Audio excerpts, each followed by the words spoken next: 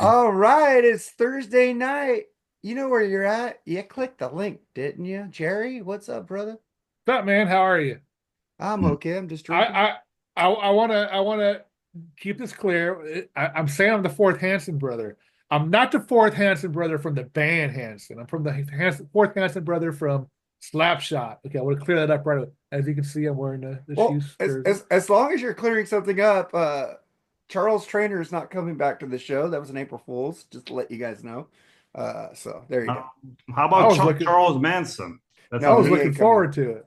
Oh yeah, we were both like way biding our time, right?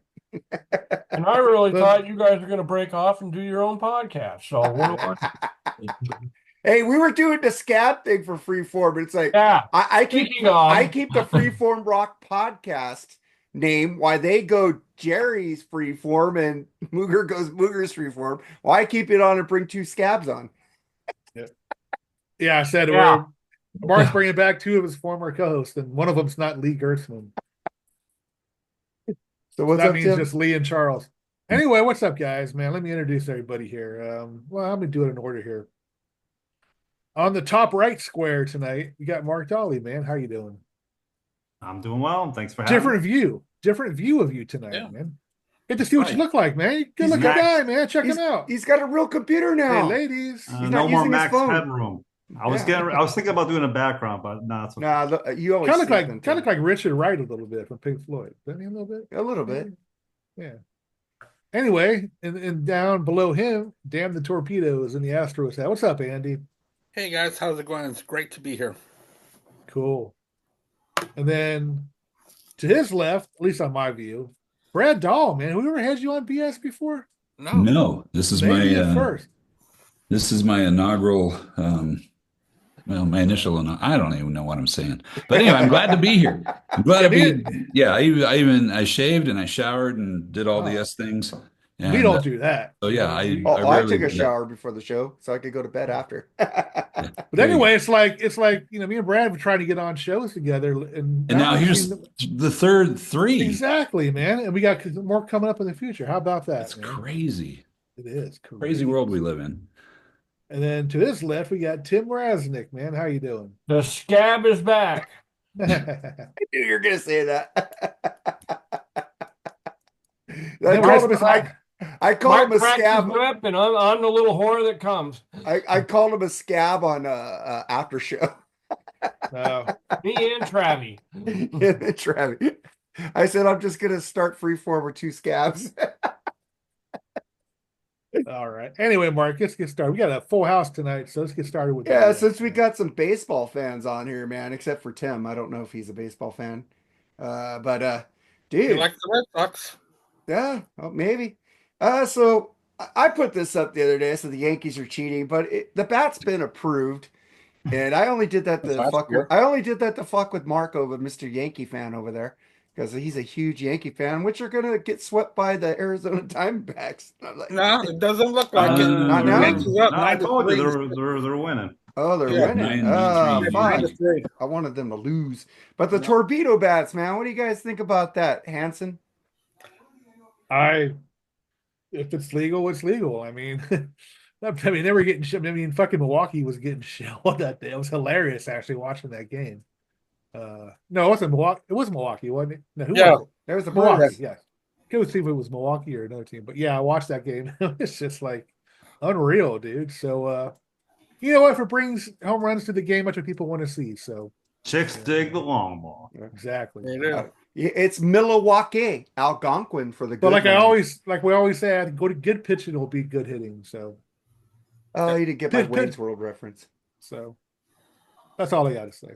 Hey Jerry, but it's Milwaukee. It's Algonquin for the Milwaukee. good land. What do you think about that, Why yes, Pete. It is funny. Yeah, that was hilarious. Alice Cooper? Yeah. All right. What do you think about the bats, Andy? Well, as I was reading more into it, they've been around since last year. It's nothing new.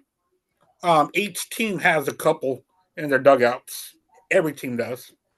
It just kind of stuck out a little bit more after watching the Yankees hit 9 home runs against Nestor Cortez. And right now, Nestor pitched 6 innings of 1-hit ball. So he seems to be on the how right about that? track Yeah, well, yeah.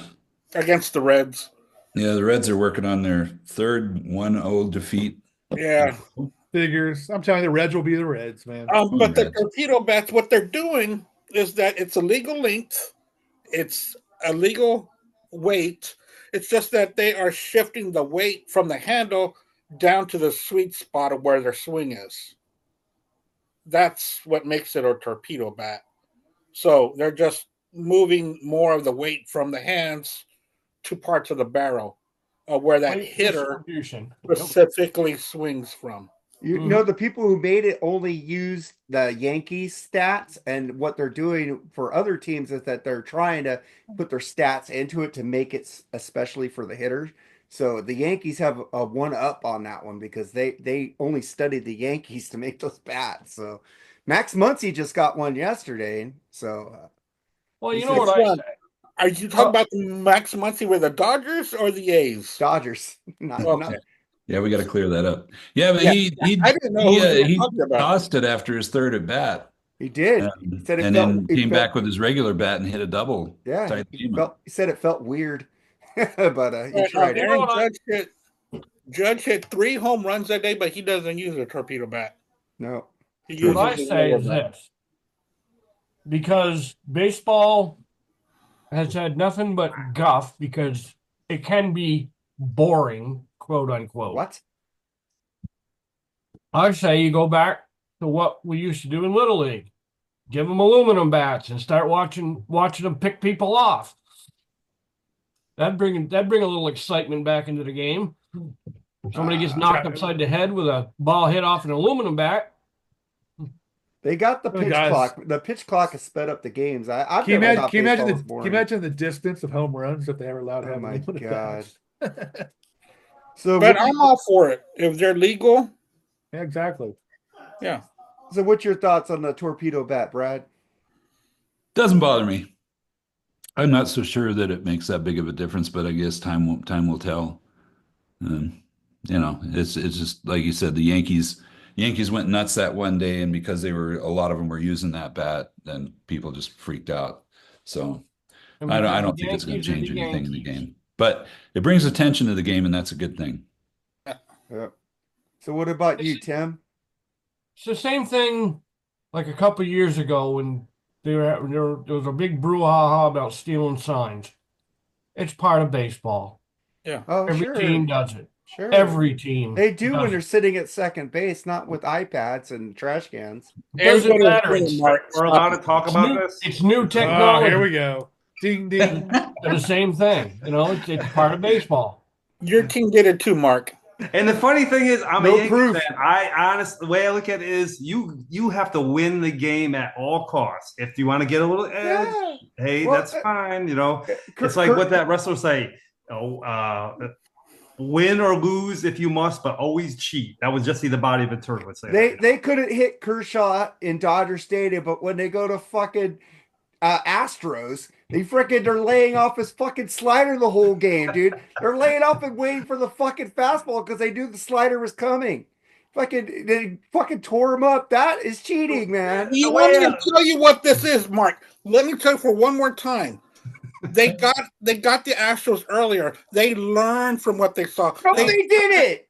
Oh my God, dude! His slider is devastating. Nobody can lay off that fucking slider back I there. haven't seen that dude pitch in 4 years. This is the All bell. right. Ding, ding. What's next? What's next? What's next? What's On next? years. What's next? Oh, Well, let's see some happy birthdays, man. Eddie Murphy turned 64 today. Sebastian Bach turned whatever today. I didn't get his birthday. And the guy from Mike Ness from God damn it, I know that band. Social Distortion had a birthday today. So happy birthday to those guys. And also then we get to the deaths, man. And we'll start with Richard. Sebastian Bach is 57. Okay. Go to Richard Chamberlain, man. Fuck, he's younger than I am? Holy shit. Man, that dude looks old. Yeah. Well, it's called drugs and alcohol. Richard Chamberlain died at 90. He was TV's Doctor. He was the king of the miniseries, Thornbirds, and stuff like that. You guys Lonesome know Dove. Richard? He was in that too. I never watched that one. I think so. I watched the Thornbirds and stuff. I like never that. saw a single thing he was in. I don't think. I never At least I Did you see don't that remember it. Indiana Jones movie ripoff he did? No. Gold or something? I forgot what it was. But oh yeah, I know what you're talking about. yeah, and then Sharon Stone was in it. yeah, then we'll get to Val Kilmer, who just died the other day, 65. And before you guys get into talking about it, just one thing I gotta say. I've always liked Batman Forever. And for years, I've seen people talk shit about that movie on Facebook, wherever. Even during that time, they put nipples on the bat suit. Okay, guess what? One of the number 2 watched movie on Max is right now. Yeah, I wonder why. Batman Forever. Now everybody say I like that movie. Bullshit, bitches. He didn't like that movie. Don't give me that fucking shit. And I still don't. That movie sucked ass. And you're It was honest, terrible. but these other people are lying. You don't know they're lying or not. I know they're lying because I've fucking seen it forever since that movie came out that people hated it more than George Clooney movie. Absolutely, it was the worst one. I'd rather watch the Clooney one than the You're Val an Kilmer idiot. George Batman and Robin is horrible, but one. They both were bad. Don't get me wrong. I but, like Batman and Forever. I like Jim Carrey and I liked Tommy Lee Jones, even though Two-Face should have been freaking Lando Calrissian, and they changed him to a white guy for that movie because he played Harvey Dent in the original 2 Batman movies and they changed him to a white guy, which fucking stupid. What do you guys think of Val Kilmer? Fucking, I'll tell you my movies. Real Genius, Top Secret, fucking bombed. One of my all-time favorite movies is Top Secret. I got to straighten a rug, skeet shooting. I fucking love that. The Doors movie, Real Genius, Top Gun. The fucking amazing actor. He's fucking so good at acting, man. I love him so much. I miss him. And it's sad. Watch the documentary Val on Amazon Prime, which his son does his voice because he had throat cancer. What do you think about Val, Hansen? I hate to be the guy just died, but I was never a Val Kilmer fan, to be honest with you. I never really was. I mean, I liked him in Top Gun. He was okay. Was he memorable in the movie? No. Yeah, he was. Iceman?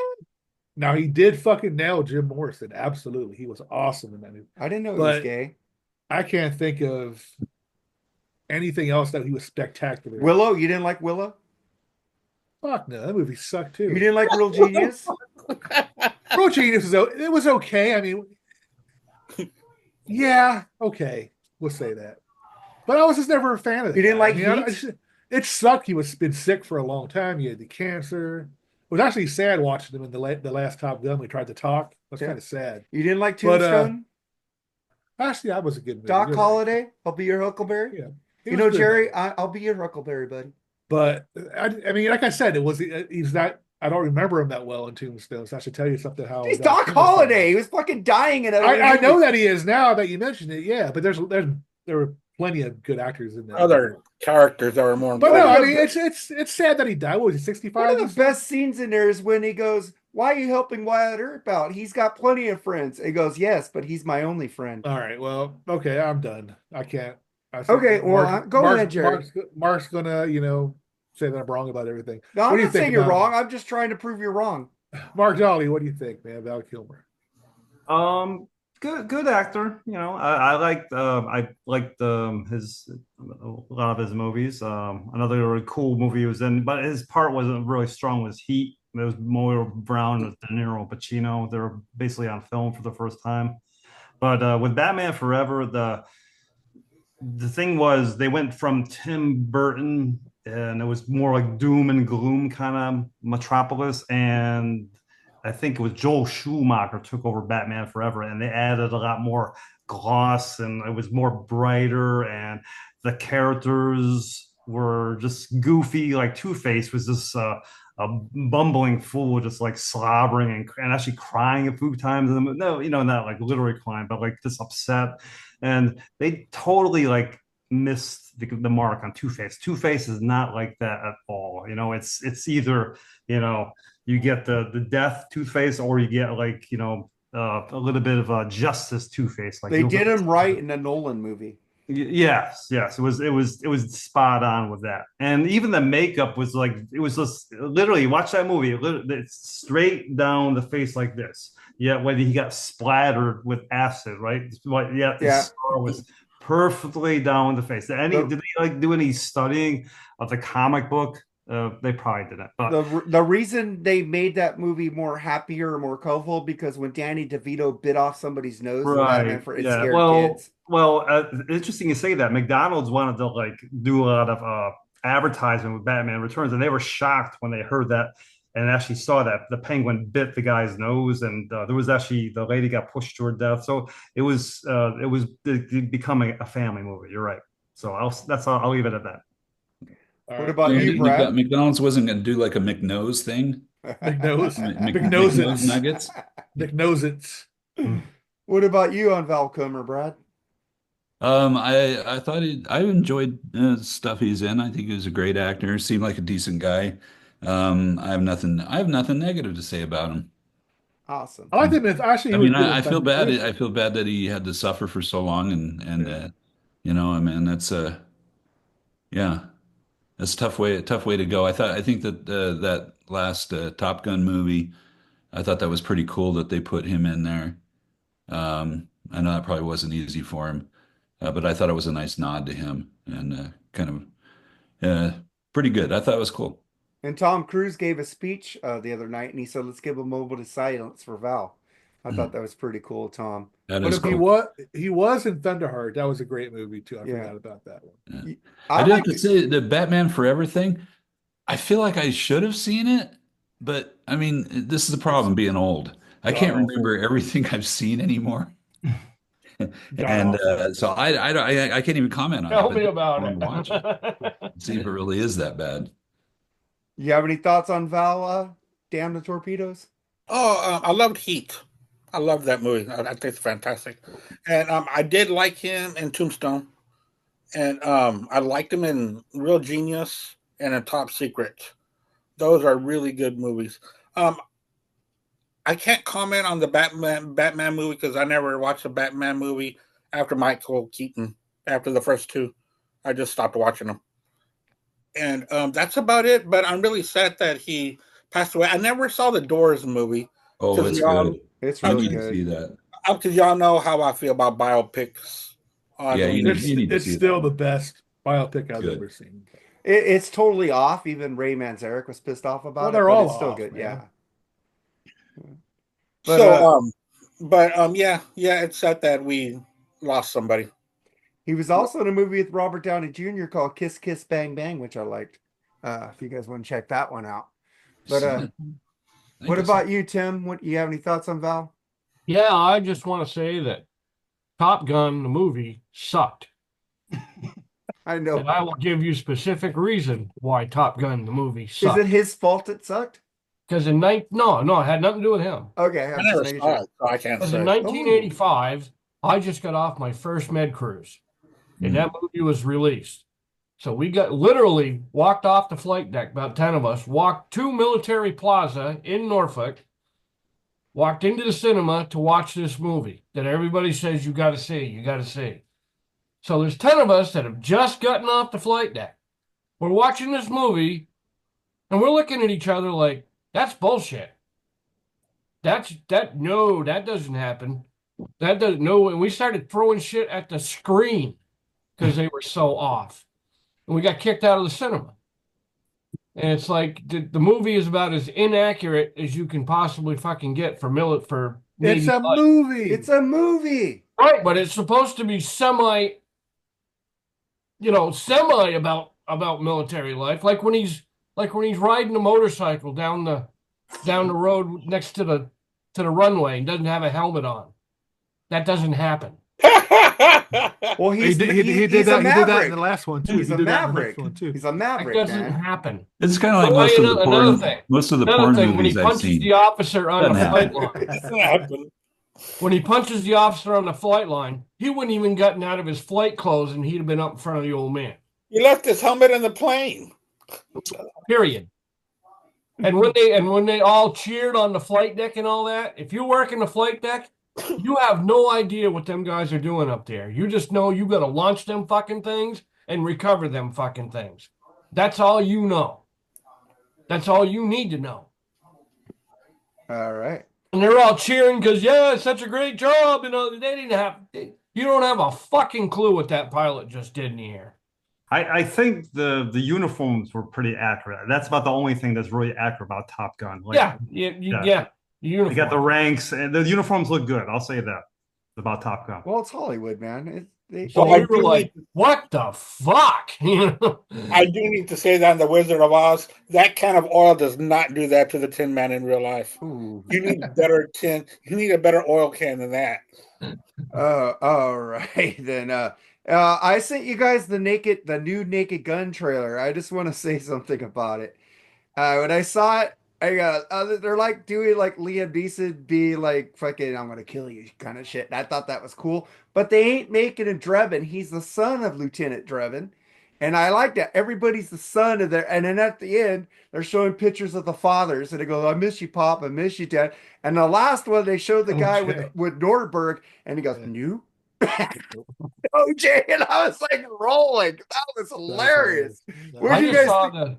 I just saw the trailer for the new Superman movie. I love that too. It came on, and it's like he's got a dog. Crypto. Been in there forever. Wow. All right, Bushy. But what do you think about it, Hanson? Yeah, it looks pretty funny, man. I'm a huge. Now I do love Liam Neeson, so I'm looking forward to that one. You know what? It's Seth MacFarlane again, so it's going to be funny. So I'm a huge Seth MacFarlane fan. So looking forward. Can't But wait. I liked about it. They're not playing the exact same characters. They're playing the children of those characters. So that's fucking cool. They're not. And it's already starting out a little more violent than the Naked Gun. I know, right? You know? So, Very much unlike the Naked Gun. Right. What's that movie he did? I'm gonna find you. That's what it kind of looked like. Taken. Yeah, kind of. 1, 2, 3, 4, 5, 6, 7. How many? Like 8 I got bored after 3. What did you think about it, Andy? Well, The Naked Gun is one of my favorite movies. I love The Naked Gun. I love Naked Gun 2.5 and 3 3/3. When I saw this 33 trailer, and a third. 33 and a third. You're right. Thank you so much. When I saw this trailer, I was, first of all, blood and murder. Yeah. I was like, okay, this has nothing to do with Naked Gun. Having Norberg at the end and making a joke off of double murderer, I thought, that's a little bad taste. So I'm not looking forward to this at all. Yeah. I thought that was cool. The Norberg thing. I'm not talking about him. I would not have brought him in at all. Oh. I wouldn't have mentioned him or had a picture of him in the movie at all. What about you, Brad? Being that this aren't real people and all that kind of stuff, I don't have an issue with who's in it. It just looks like it's fun, entertaining. I'm in. I'm gonna watch it. Nice. Tim, did you watch it? I haven't seen the trailer, no. I sent it to you. I guess you didn't see it. Mark, did you watch it? I saw the trailer. Like I said, I'm kind of looking forward to it. I'm a big fan of the Naked Gun series, even before Police Squad. Police Squad is. Yeah, they would show that on a Naked Night when we were kids. But it's another instance of Hollywood really running out of ideas, so they have to recycle some stuff.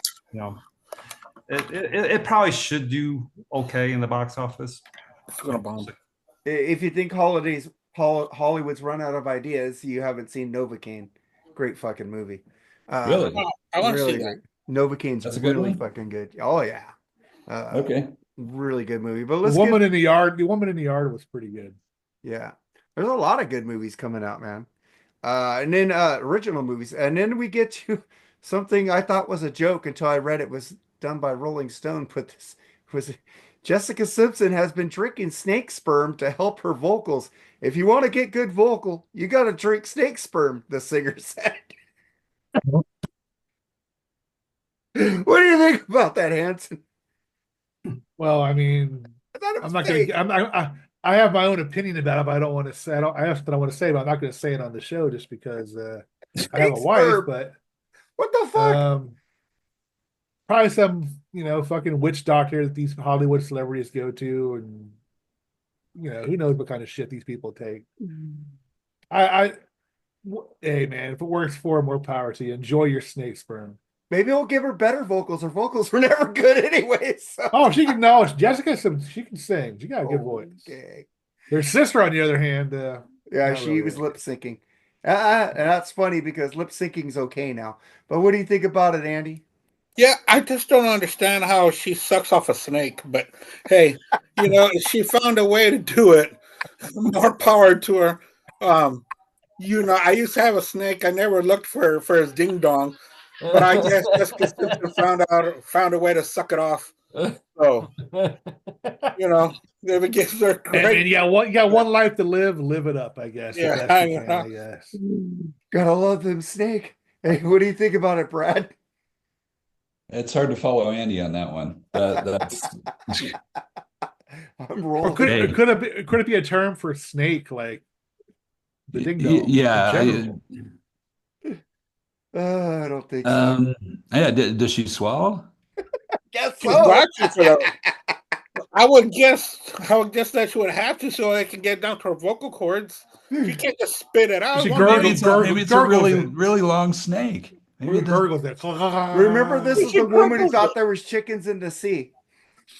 Yeah. Oh God. Yeah, I remember that now. That was bad. But then, how much does a snake really sperm? I mean, exactly. I mean, are they like monster loads or something? I'm sorry, folks. I don't mean to be gross or anything, but how big are these loads? Some of them are 40 feet long. I mean, do these snakes rope them out or what? What the fuck? Gotta be like half cc. And we're 10 cc. That's gotta be exactly. Half. That's like. Besides, she may not have to suck it. She can just jerk it off. Oh, all right, we're heading south in a hurry here tonight. Folks. All right, Mark, what do you think about it? I'm sorry, Jessica, but that's my rattle. Whatever happened to Ashley Simpson? How about that? She did the lip sync on Saturday Live, and then she went down the tube. So I'm more interested in Ashley Simpson. So I'm going to look up her career while the show's going on. Oh God! Well, she had no career after that. By the way, did you say anything about it, Tim? About the snake sperm? I don't have opinion about Jessica Simpson one way or another. I could give a fuck. All right, yeah, let's get to end with some music. Hooters of America filed Chapter 11 bankruptcy in Texas to the address of $376 million in debt, planning to sell Hooters. Oh, Hooters. Of 150. It goes perfect with the Jessica Simpson story. 151 corporate-owned restaurants to buy. The buyer group backed by the original founders. What do you think about Hooters going away and getting bought by the original owners, Jerry? Is it going to go away? Well, they're going to be sold to the original owners. What are they going to do? The original owners own it. That's not a bad thing, I guess. I don't know. I mean, I like Hooters. I like the food there. I do. I mean, that's what everybody says. They love the wings, right? I mean, their food is delicious, man. Curly fries are yummy, man. But it's a cool place, man. It's like I mean, the chicks are working for the tips. It's like, any kind of strip club or anything, but it's fun, man. The atmosphere is fun. It's a sports type of bar with Hooters. What more can a guy ask for? So, yeah. Or a gay woman. Gay women like Hooters, too. But what about you, Andy? Man, when they start to hire itty-bitty titty chicks. Andy's on a roll tonight. God dang. We're kidding. Hey, sorry, women, we love you. We don't mean to be misogynist. You were asking me a question about the restaurant Hooters. Okay, go ahead. So when they started hiring these itty-bitty titty chicks, I just lost interest. I guess equal opportunity, but hey, I like them all sizes. I don't like strip clubs and I don't like Hooters. I've never been to a Hooters and I've been to one strip club. It's not my thing. So yeah, I've never been to Hooters in my life. Yeah, me either. I went to a strip club on my 21st birthday. My friends took me there and they wanted to give me a lap dance. I said, I'll be right back. I went in the car and waited for them to finish. So I didn't feel comfortable in those places. I was scared. I don't know what to do. No, I didn't want to be in there. I didn't like it. It's my Christian upbringing, man. It just felt weird. Brad, what do you think about Hooters getting sold to the original owners? Again, why am I following Andy? This is not fair. Andy's full of them tonight. Yeah, Andy's a winner tonight, man. I worked on these at work when I Okay, read what we were be talking about. I like the concept of Hooters, but I got to say that every time I've eaten there, the food, as opposed to Jerry, I guess I'm going to the wrong one or wrong ones. I've been to, no, I guess it was the same one. First time I ate there, got really sick. Shelly and I ate there once together. We wanted to see what all the fuss is about. Because, of course, Hooters in Utah was like, what are we doing? This Yeah, is me too. dangerous. They're like, okay, we're going to go see how bad this is. It wasn't that big of a deal. I mean, it wasn't, let's just say it wasn't really impressive. But the food we ate there, and man, we spent the rest of the weekend sick, vomiting, diarrhea, the whole thing. And I was like, man, I'm going to say this might be the only time that I know for sure we got food poisoning because we both got sick at the same time. And then a buddy of mine was getting married and wanted to have his part of his bachelor party there. And I'm like, oh, guy. I said, what can I eat here that isn't going to make me sick? I think I just got a salad and I did fine, but yeah, not impressive. A salad Not could a- be the worst with E. coli. well, you're right. You're right. More actual food poisoning is from vegetables than Yeah. from meat. But I guess I don't know what they were doing with the wings in the kitchen, but Did you ever see that? You ever see that movie Waiting? Yeah. You see what they're doing with the wings in the Yeah. back with Ryan Reynolds? When Hooters started, it was a novelty thing. Yeah. mhm. Yeah. Nowadays, I mean, every girl in a bar or a restaurant is in fucking short shorts and a tank top. I mean, it's nothing new anymore. No. Passe. No, they don't have anything like that here in Idaho. Well, they can go to Twin Peaks. The closest Hooters What to a me is bump. in Manchester, which is Oh, what? There's a restaurant 45 called minutes Twin away. Peaks. There's another chain called Twin Peaks. Oh, I had no idea. There was that's also not good. like a Scottish restaurant that had some women like that. I forgot. I think it all went out of business though. I forgot what it was here. But what do you think about Hooters, Mark? You guys pretty much covered most of it. I went to Hooters like once a long time ago. Can't remember much of the experience, but Christy Swanson and Big Daddy worked for Hooters. She looked fine and she has a nice body. So I'll just leave it at that. So go watch Here. Big Daddy and check out Christy Swanson. Nice I bet you did in her Playboy spread. Of course you did. Was she the Buffy the Vampire, right? The original Buffy, yeah. Yeah. Movie. Yes. They ruined that movie by making it a comedy because Josh wanted to make it like the series, and the movie company fought him. That's another series about what the fuck was so good about that series. It was I love terrible. that. I got them all. I got that and Angel. I got all of them. Of course you do, Mark. Of course you do. Fuck you. I'd rather All watch right. Dawson's Creek than that shit. Oh God, Dawson's Creek was fucking horrible, whamsy pamsy shit. The only good Hey, character. man, James Vanderbeek rules, man. I wasn't watching very much TV in the 2000s. I'll tell you that. Well, this is the 90s with that. That too. All right. So let's get to Jerry brought this story to my attention. Bruce Springsteen inspires John Cafferty and the Beaver Brown Band to write a new album, the first in 37 years, Jerry. Good for them. I love John Cafferty. He writes good, catchy tunes, man. Of course, we all know he did the Eddie and the Cruisers movies. He wrote the soundtracks for them. But man, they've had some more quality albums besides that, man. Check them out if you're not. Tough into All it. Over is a great album. Oh man, absolutely, dude. So I'm excited about that, man. Looking forward to it. I don't know exactly if he's got his whole band back with him or parts of his. I'm sure he's got at least a few of his members of his band back with him. But yeah, I'm anxious to see what it sounds like, man. I'm looking forward to it. What about you, Andy? I would like to hear some their brand of rock and roll. That's something that we haven't had in a while. Something like to have their sound. That would be exciting to hear. So yeah, it's pretty cool. Yeah, we lost that brand of rock and roll, and Huey Lewis got tinnitus. Fucking sucks. What about you, Brad? I know I was in a band once that played what was that song that was On the dark side. Yeah, the dark side. Tender Years. And I never heard the whole album, so I really can't comment on that. So, but I'm all for anybody making music, man. Let's go, more music. Actually, the second movie, I think the soundtrack was a little better. I think City Was. C-I-T-Y. It was a little better. It was more current. Yeah, I liked it. What about you, Tim? movie sucked, but the soundtrack was awesome. I like the movie. I like both. Movies are great. The soundtracks to those movies are great. I preferred the second one because, like I said, it's more modern. an 80s feel as opposed to a 50s feel, 60s feel. But good on him. Hey, man, rock and roll. But Season of Hell on that album was very modern because that's what in Eddie and the Cruisers, the record company didn't want to release it because what is this shit? The fucking hard guitars they were using on there was kind of Well, they more didn't think modern. they could sell it. They didn't think they could sell, but that song was fucking the modern song on the album, Season in Hell. That's a great fucking song on it album. What about you, Mark? Yeah, I remember that movie. It was pretty cool. Little nugget here. Not Eddie the Cruisers. Beaver Brown had the song in the Rocky IV soundtrack, Yep. Hearts on Fire. I like Yep. that song. So That's right. I'll just throw that out there. Correct the mundo. But go ahead, make some more music. Why not? All right, and then the last story tonight, 50 million more Americans are paying for music now than in 2014. The industry is seeing increases in streaming, subscriptions, physical purchasing, and live concert attendance, Jerry.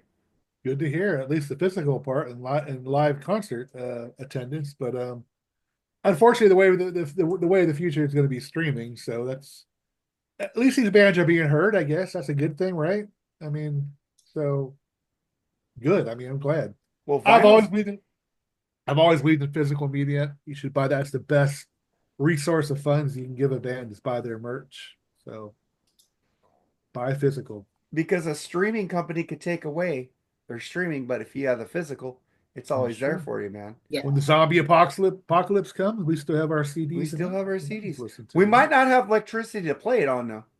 That's the problem. That's the problem. We need electricity, man. I got solar power, man. I'm ready.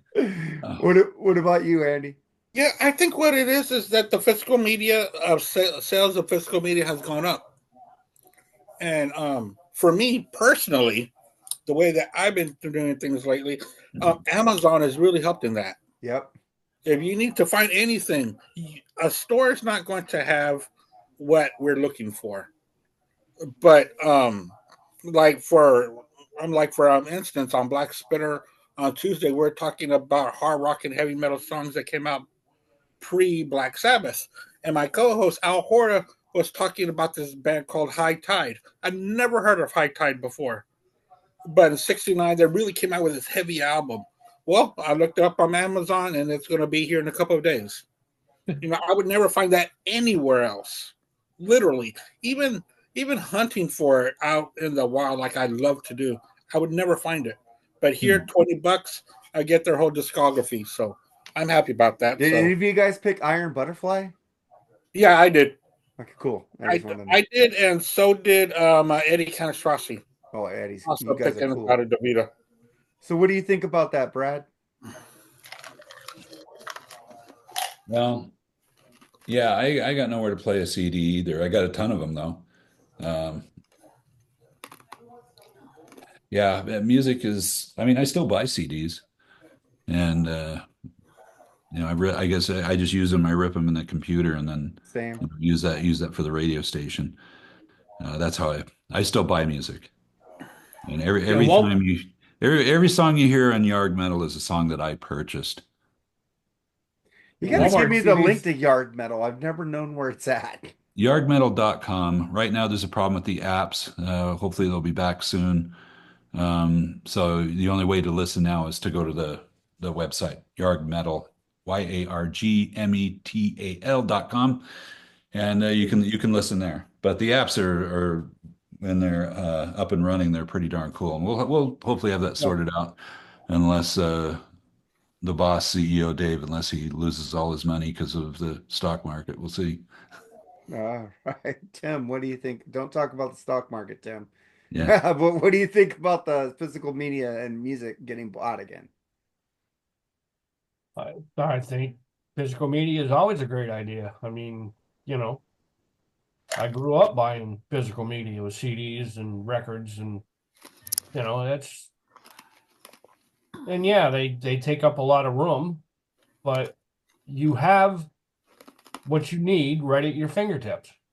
You're not looking, you're not searching, you're not. And people seem to forget that the internet is only as good as what people put on the internet. It's not like a magic potion where I need this album. Well, somebody hasn't posted it. You ain't gonna get it. A lot of groups aren't on Spotify or Apple Music also. Right, but very few. It's all No, there's a lot that aren't on there, dude. No, very few, Mark. The it's majority all got good of stuff, and it's all got bad stuff, and it always will. You don't have Badlands on there. You're gonna buy the album. If you like a band, you're gonna buy the album. Who's not on there, Mark? Badlands. Yeah. Oh, those two albums. That's true. Yeah, you can't buy Badlands, or they're not streaming. I have it, but then again, I bought it when it came out. Yeah. That's why I play a lot of their stuff on the station, because people who stream. You can still hear the songs. It's not I'm like playing all 3 albums. Yeah. Go to YouTube if you can't find it on Apple. It's not like you can't hear the songs, because you can. That's true. But Mark, physical media, buddy. Definitely buy physical media. I don't have a bunch of it. You guys trump me on that, but I just I'm putting my library on the new computer here, so it's great to hear the music again. For the longest time, I didn't get to listen to it, but definitely buy it, because it's yours, and the streaming platform can actually pull stuff if they want. Exactly. Yeah, that's true. Same thing with like you're watching movies or television shows streaming. Sometimes you can't find this stuff anymore. If you have the DVD, the Blu-ray, or the 4K, you could watch it. Even VHS, you could watch it whenever you want because you always own it. I think streaming is a good way to check out new bands to see if you like them or not. Yeah. That's how I do it. That's how I do it. I like this band. I'll go buy it. Yep. Go buy it. But the thing is, when you get those digital copies of movies or video music, they could take that away from you. They could go, oh, wait, you no longer have access to that movie that you bought the digital copy to, or the album. So it kind of sucks. I could live without movies and TV, but I can't live without music. I need music and movies and TV. I that's my thing, right?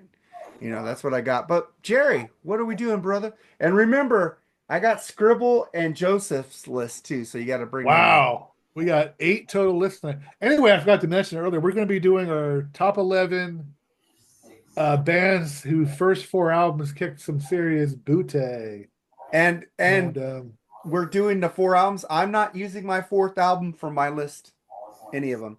So my 4th album from that band will be different next Wednesday. Okay. But anyway, well, let's get started on this. And I got Andy down first. What do you got? Oh, you got me first? Yep. Number 11. I am going to start off with. I realize how many really good self-titled debut albums there are. Quite a bit for a feature show. But number 11, I'm going to go with Tom Petty and the Heartbreakers. I'm going to go with their self-titled debut, and then You're Going to Get It. And Damn the Torpedo is one of my favorite albums of all time. And Heart Promises. Heart Promises is what would you say, Mark, like a scale back towards a new direction? It was a fucking great album. The thing is that Stevie Nicks fucked them up with putting out Don't Stop Dragging My Heart Around. So that album kind of dipped because they thought that was a new Tom Petty song and they bought her album. Yeah. So But Heart Promises, the sound from like the previous 3 albums. It kind of went more like more meaty. Yeah. More meatier. Yeah. One of my favorite albums by him. A little bit more. Well, nobody at that time was making an album like Heart Promises. It just sucks that album got so overlooked because of Belladonna. Yeah. But that's what I'm going to start off with. What a really good 4-starter right there. Yeah, it really is. By Tom Petty and the Heartbreakers. All right, Brad, you're next. Okay. So I didn't know we were ranking them, but doesn't matter. Whatever you want to do it. Yeah, we'll try this. I'm going to go with Bebop Deluxe, band I just love to death, and this is all 4. They did 4 albums. This is all 4 of them in one package. So CDs, and every album's different. And every album's awesome. Guitar playing is fantastic. Never heard of them. I would suggest start at the beginning. I've heard their name, but I've never really sat down and heard their stuff. Yeah. I've heard a couple of their stuff like on XM or something like that, but not to the point where I sat down and heard them. But that's a good one to think about. Yeah, that's the problem on radio, except for yard metal, is Yeah. that you're gonna get the song that everybody, the record company wanted to be the single and the hit and all that kind of stuff. Yeah. And you're barely scratching the surface of a band by doing that. Mhm. So get the first album. Shit, when I was on that metalstation.com, I played the 30-minute version of Dazed and Confused. Nobody does that. You probably That's do. true. That's awesome, man. Yeah. Oh, by the way, I realized they got 5 albums. But you're doing the first How did I 4. forget the So first album? Yeah. Axe Victim. Futurama is the one I would start with. That's the second album. But Axe Victim's a really good album, but it's kind of like the band became a band in the second album. Hmm. All right. All right, Tim, what do you got? All right. I had this list complete, and then I sat down here to get my computer all fired up and ready, waiting for the show, and this band popped into my head. So I had to put them on. So I had to take Queensryche off my list. Ooh. So my number 11, this is how solid my list is. Number 11 is this band. Iron Maiden. Huh. there's going to be 3 Iron Maidens on here. Debut, Killers, Number of the Beast, and Peace of Mind. I thought Peace of Mind was a weak. I think weak it's their best album. So I like Peace of Mind is my favorite album because of Revelations. That's what stopped me from putting them on my list. Was Oh, Yeah, you didn't put I- them? I thought you were going to put them on your list. Well, maybe I did. I could be lying. But I had to know put 'em Tim's at- going to have that. But I had to put him at number Well, I 11. know Mark, I mean. What stopped me was side 2, Peace of Mind. I couldn't do it. If Mark puts Dream Theater on there, I'm going to call him a liar, though. But No, Dream Theater doesn't make the list because that first album was horrible. Yeah. Well, it wasn't really Dream Theater. Yeah. Go ahead, Mark. You're up next. This one I had to look up a little bit.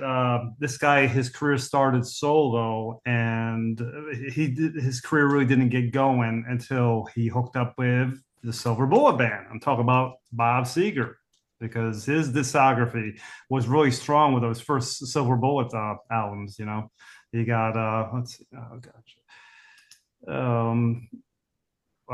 gosh, where the heck is it?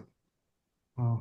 You didn't. That's why I thought I wrote it down. Hang on. A Night Move, Stranger Town, Against the Wind, and The Distance. So those are 4 really strong albums, and that's why I went with Bob Seger and the Silver Bullet Band. Does that Yeah, count though? Yeah, it's a different band. It's a different True. band. Okay. fair Because enough. Bob Seger doesn't like those original albums. That's Back true. in 72, yeah. But they're so good. Yeah. I love those Bob Seger albums. Yeah, me too. But because I love Seven, I love Mongrel, I love the stuff with the Bob Seger system. Yeah. Really good. But Mark Daly is right. That is a whole different band. It's a whole different band, yeah. Yeah, it's a whole different I even ran it by Mark. He said, "Sounds good." Yeah, when I saw that, I was like, "Oh man, that's a really good one." Because those first 2 albums, man, Night Moves and Stranger in Town. He doesn't have a bad album. Beginning he's a great artist. He is a great artist. yes, beginning and backwards and forwards, every beat, every word. Roll Me Away, come on. Oh, Roll Me Away brings me to just- tears every time. I like him better than Ted Nugent from Detroit. Oh, I do too. Yeah. Oh yeah, I do too. Oh, Because absolutely. Ted Nugent's released some horrible albums. Oh yeah. Bob Seger, no. And he's no Bob Seger writer. I can tell you that. Yeah. I mean, flat out. And no matter how good his guitar is, they'll never match Bob No. Seger's part. No. No way. All right, Mark. Other Mark, what do you got? All right. I'm going to start with a band that always gets overlooked in fucking everything. So I'm picking Armored Saint. They started out with 1983 with their EP. Then they came back in 1984 with March of the Saint. And Delirious Nomad in 1985. And then Raising Fear in 1987. And an album after that's fucking awesome too. So this band has never released a bad album. Just to let you guys know, Armored Saint rules. The whole discography is awesome. Their first 4 albums is fucking better than anything Rat, better than anything that Motley Crue's ever done in their fucking entire career. That's just my opinion. Well, I And they agree with got you on that. overlooked. They got The rap fucking part, overlooked. I'm not. The rap part, I'm not sure about. Motley Crue. They definitely. weren't pretty boys, dude. They weren't pretty boys. No, I know that. They made music. They wrote lyrics. They fucking made music. They didn't fucking play to trends. They were what they fucking wanted to. Even Metallica wanted John Bush to sing lead vocals in their band. So there you go. All right. I guess it's my turn now, huh? I'm going to pick a band who I saw a few days ago and who were still belting it out really good. Talking about Heart, the first 4 albums, Dreamboat Annie, Magazine, Little Queen, and Dog and Butterfly, man, are just fantastic records, man. The last one being almost a perfect record in my opinion, which will be doing that tomorrow night, right? Yep. Dog and Butterfly by Heart. Fantastic. I saw them a couple days ago with Cheap Trick. They were amazing. Who was better? Heart was. Oh, come on. Yeah, I love Heart. That's no So, question. but yeah, I thought their first 4 albums, and what a band they had in those first 4 albums. They don't get no attention at all, but the band that they had, Fisher, Nancy, Lees. Roger Fisher, De La Roche, Steve Fossen, fucking great band. Lees. Howard Lee's a great guitarist. Howard Lees yeah. too, yeah. He plays with Bad like, Company now. Yep. But a fantastic start for 4 albums. They had a couple flaws after that with like Private Audition and stuff like that. I like Private Audition now. They weren't perfect though. And Passion Works, I thought. Oh, I love Passion Works. I did too, but it wasn't as good as those 4. But you know, no, I agree. Those first 4, man, was amazing fucking albums. So that's my number 11. Well, you throw in the 5th, Little Queen. It's like fucking awesome. All right, Andy, number 10, man. Wait, Scribble and Joseph. Oh yeah, sorry, my bad. Go ahead. Well, let's get to Scribble. He even gave me what he wanted to say. Larry the Cable Guy. Okay, I know it's not music, but Larry's first 4 comedy albums are super anti-PC comedy gold. I'm actually responsible for all his pre-fame stuff being on the internet. Cable Guy Archive is my channel on YouTube. If you're easily offended, don't listen. He has much more brutal and dirty before big fame with Foxworthy and the Boys. All right, and then we get to Joseph Stapp. Of course, he's going to pick this. He talks about this band all the time. Marillions, Script for Gold, Chester's Tear, Fungazi, Misplaced Childhood, and Clutching Straws is their first 4, I guess. So there you go. All right, Andy, now it's your turn. Yeah, when this band first came out with their first album, I think it was like 92 when they came out. It was an interesting album. I said, hey, this is a pretty good start. I did not know that the next 3 albums were going to best their debut album. Talking about Stone Temple Pilots. When they came out with 4, really good album. But then Purple was a fantastic album. Tiny Music, Songs from the Vatican Gift Shop. I think I saw that tour like 3 times. Nobody talks about that album. It's so fucking I wasn't good. crazy about that one. So good. I love it. So fucking good. And then number 4 was so dark and grimy. Yeah. It was so good. So Sour Girl. I love Sour Girl. Yeah, Sour Girl. Really good stuff. The music was a little bit more scaled back on that album, but the lyrics and the production was so dark. So number 4 by STP. That's a really good band that really gets not talked about enough. I know that people mention that, but it's not enough. I love STP. It's like sometimes I just think how good Scott Weiland was and what a waste he died so early. Yeah, that is true. Great pick, man. Him and Lane Staley both those fuckers, man. And the guy from Mother Love Bone. Andrew Wood, yeah. Drugs are bad. Hugs, not drugs, kids. Hugs, not drugs. Drugs are bad. I'm good. Brad, you're up next. Okay. So yeah, I have actually ranked these now. This is a Honeymoon Suite. This is their first. Yeah. This is their first album. Love this band. Really got into them with the second album, but then went back and got the first one. Just a good Canadian. I love Canadian rock bands. So do I. As we'll see, another one will show up on my list. But these guys, God, they're like one of the bands that I'd actually travel to go see, which I'll have to go to Canada if they'll let me in. By the way, I love Canadians. I do. Two of my favorite bands are Canadians, Rush and Triumph. So, Yeah, shit, those are Triumph's both great bands Oh, too. that might be on the next. So, but their fourth album, Monsters Under the Bed, That's a if you good haven't one. listened to that one, get it. It's Lemon Tongue after that one's good too. I like them all, but Well, I'm just last one on was not that good. Monsters Oh, Under the the Bed is last, that the just last kicks one. off and rocks, and it just sounds good. It's a great album when they had totally been wiped from the USA universe. Anyway, I had to go to Toronto to get that album. I love Racing After Midnight. I love Yeah, that that's a album. great album. Yeah. Yeah, I remember sitting there at a Blue Jays game in Toronto, and all of a sudden they cranked that up in between innings. I'm like, yeah, you wouldn't hear this at Dodger Stadium. As long as they're not cranking up Glass Yeah, I mean, Tiger, the I'm only happy. song that really broke in America big was New Girl Now, I think. New Girl Now and Actually, the two songs that Feel It Bad Again. Attitude. Feel It Again. Feel It Again was the biggest song in America. Yeah, it was. Bad Yeah. Attitude. Really? Yes. No. Yeah, That I video thought was so, all too. over MTV, dude. It was all over MTV, man. Feel It Yeah, Again. I thought New Girl Now. I do think it's their big song because I mean that's what they play last now, and I've re-recorded it I don't know how many times. Shit, I forgot to pick Loverboy. Fuck.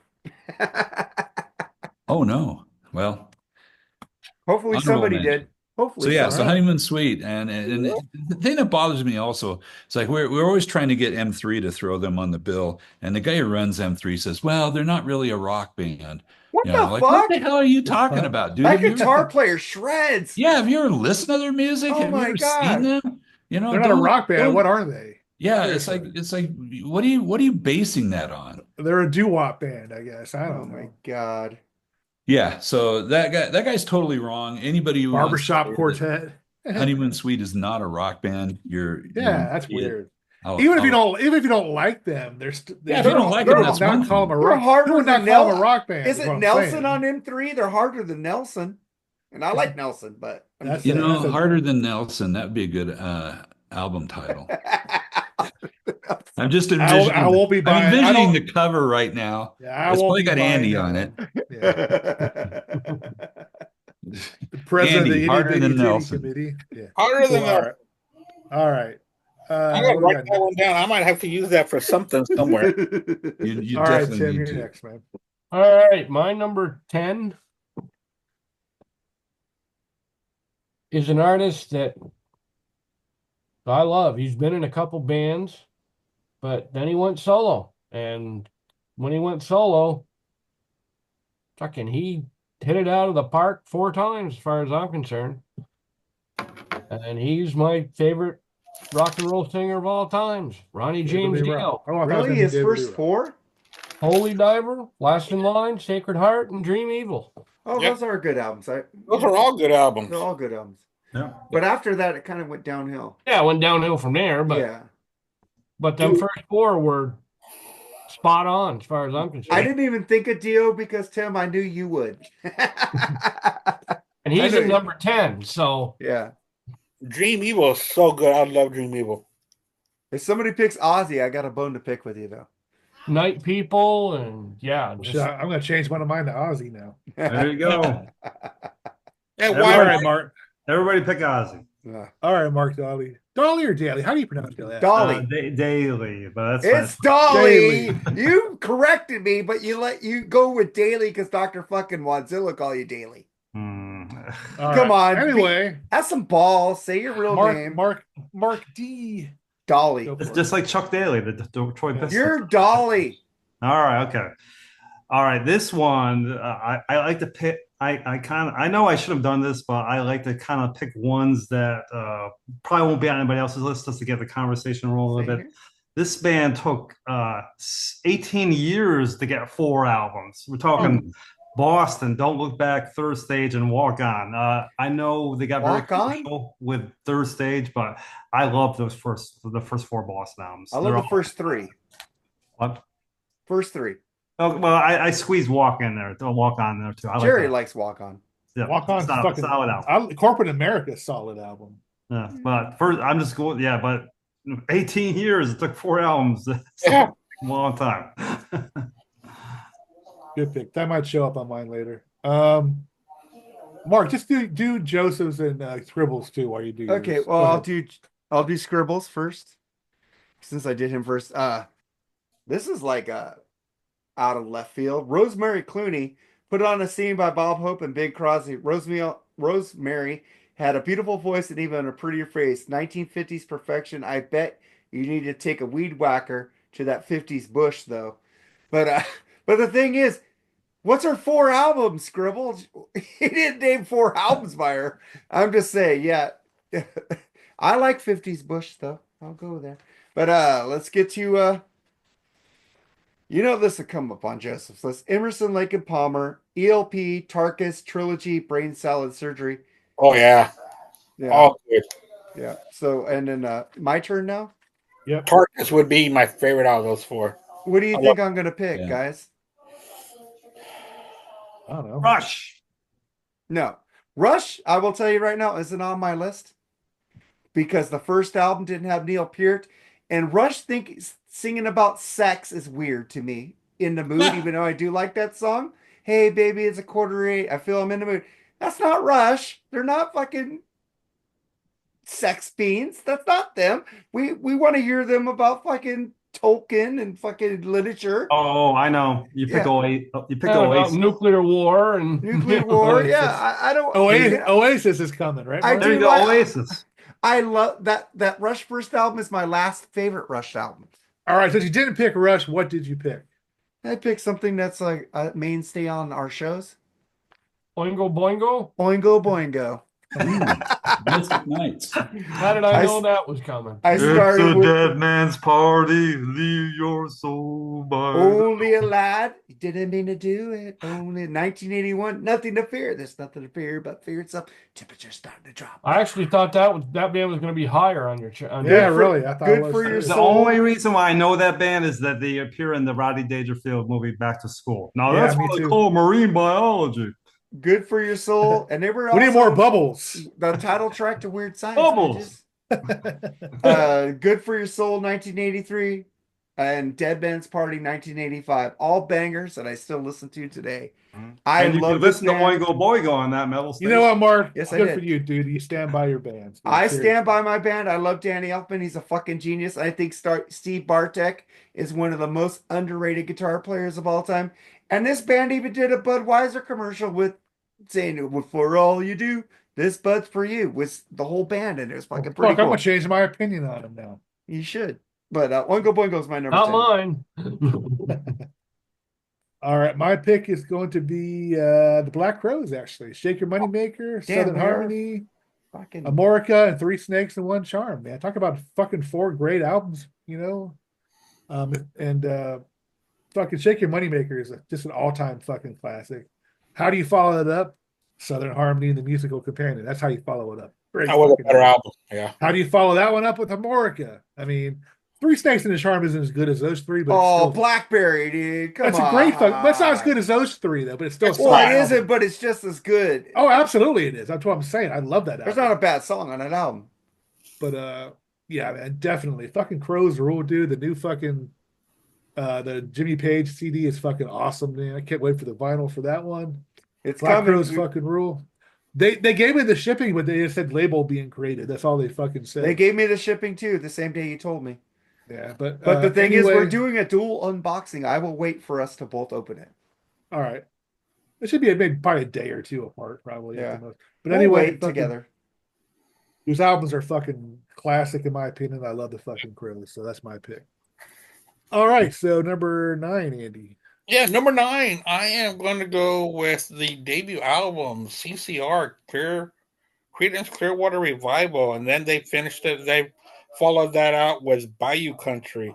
Then my favorite album by CCR, Green River, Oh, great album. and then To Willie and the Poor Boys. Yeah. Those first 4, and you could even push it farther and put Cosmo Factory on there as their Yeah. 5th, which was really good. The thing is, everybody talks about the Beatles doing something in 7 years. How long was Creedence until that one album where John just said "fuck off"? Mardi Gras, 3. They did all those albums in 3 years, right? Yeah. Mm-hmm. It's like that's an amazing production with what they did in 3 years. Right, but Also, the Beatles albums were better. They Yeah, made five. they were, but I'm just saying CCR is pretty CCR second. really cranked them out a lot. Yeah, they cranked them out. And they cranked out high quality stuff. Yes. They really did. A fantastic band. I love CCR. I put a spell on you. All right, Brad, what do you got? I'm late to the party with this one, but yeah, Toto. Yeah, I'm actually learning all their albums on bass. I've got the first two kind of in my pocket, working on the third, and then I'll hit the fourth one. That's and yeah, I came late to the party, but I'm here, and yeah, the music is just fantastic. Great players, great tunes. Forget about all the radio stuff. Get the albums.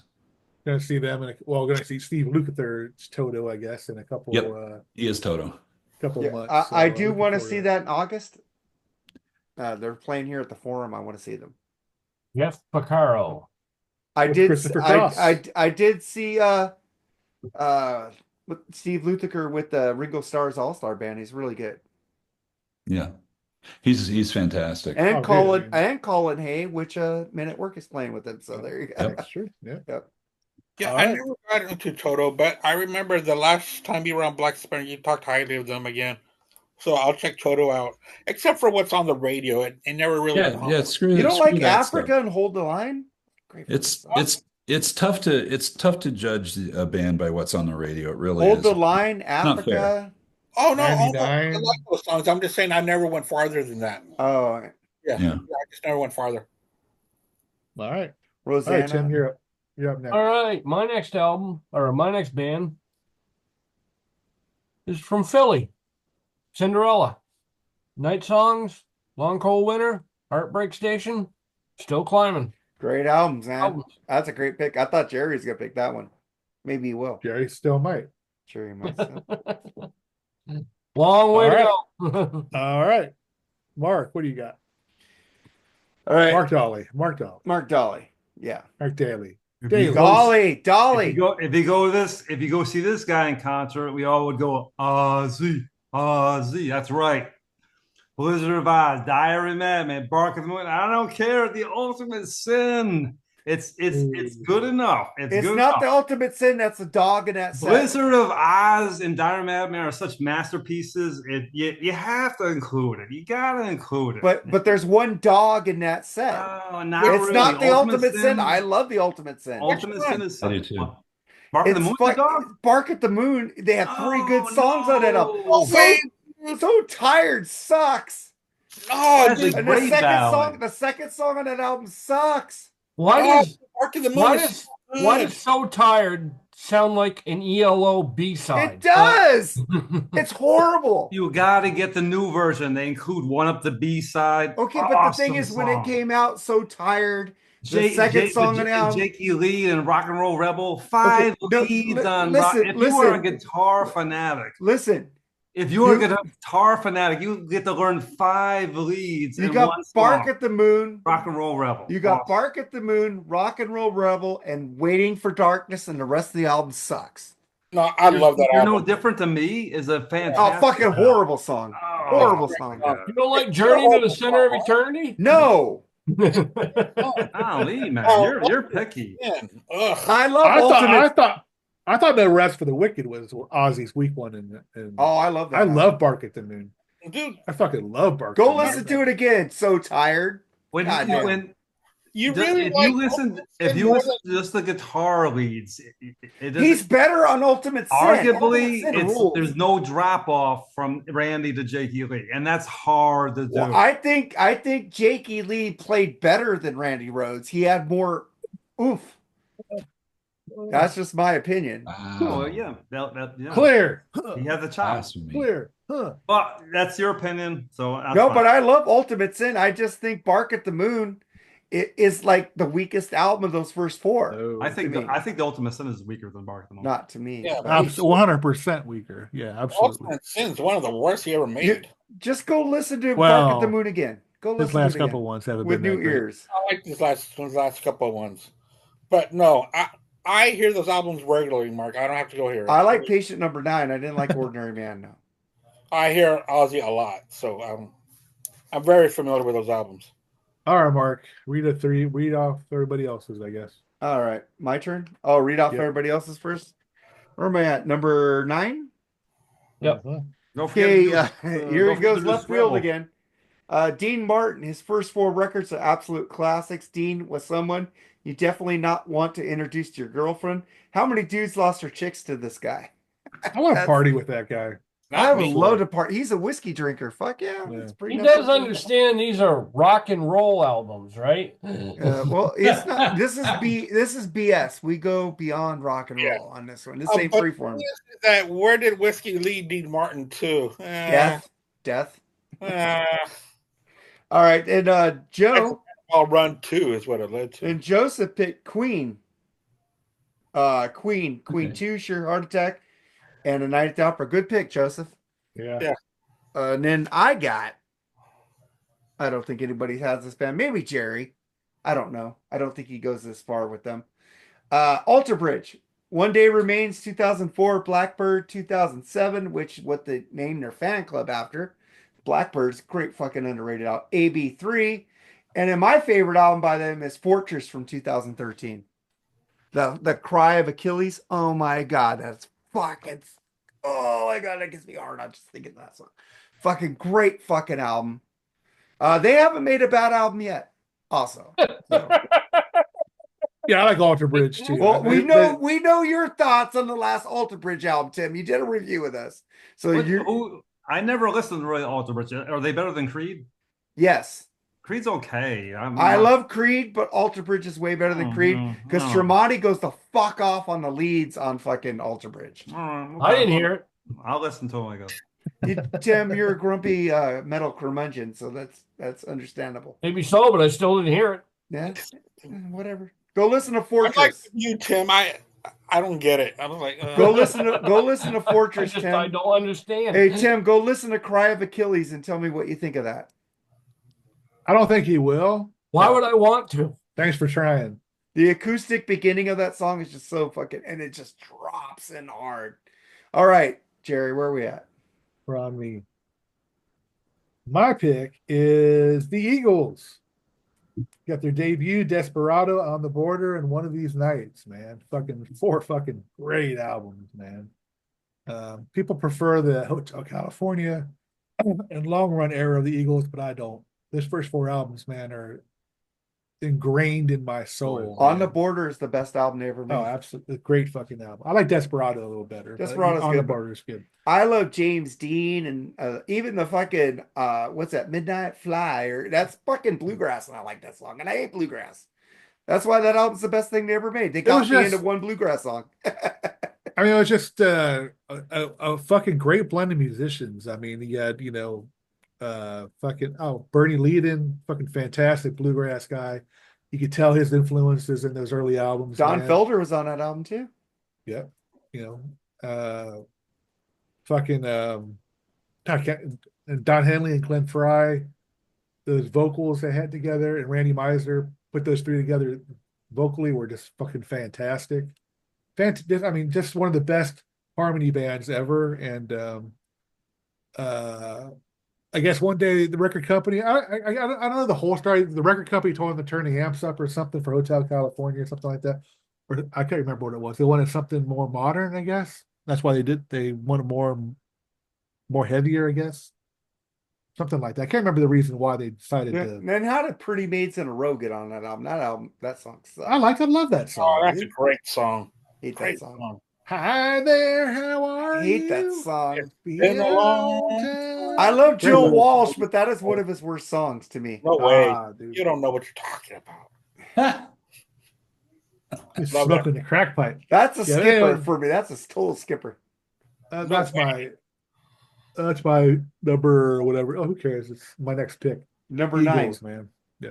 All right, number 8, Andy. Number 8, Andy. I'm going to go with Pro Jam.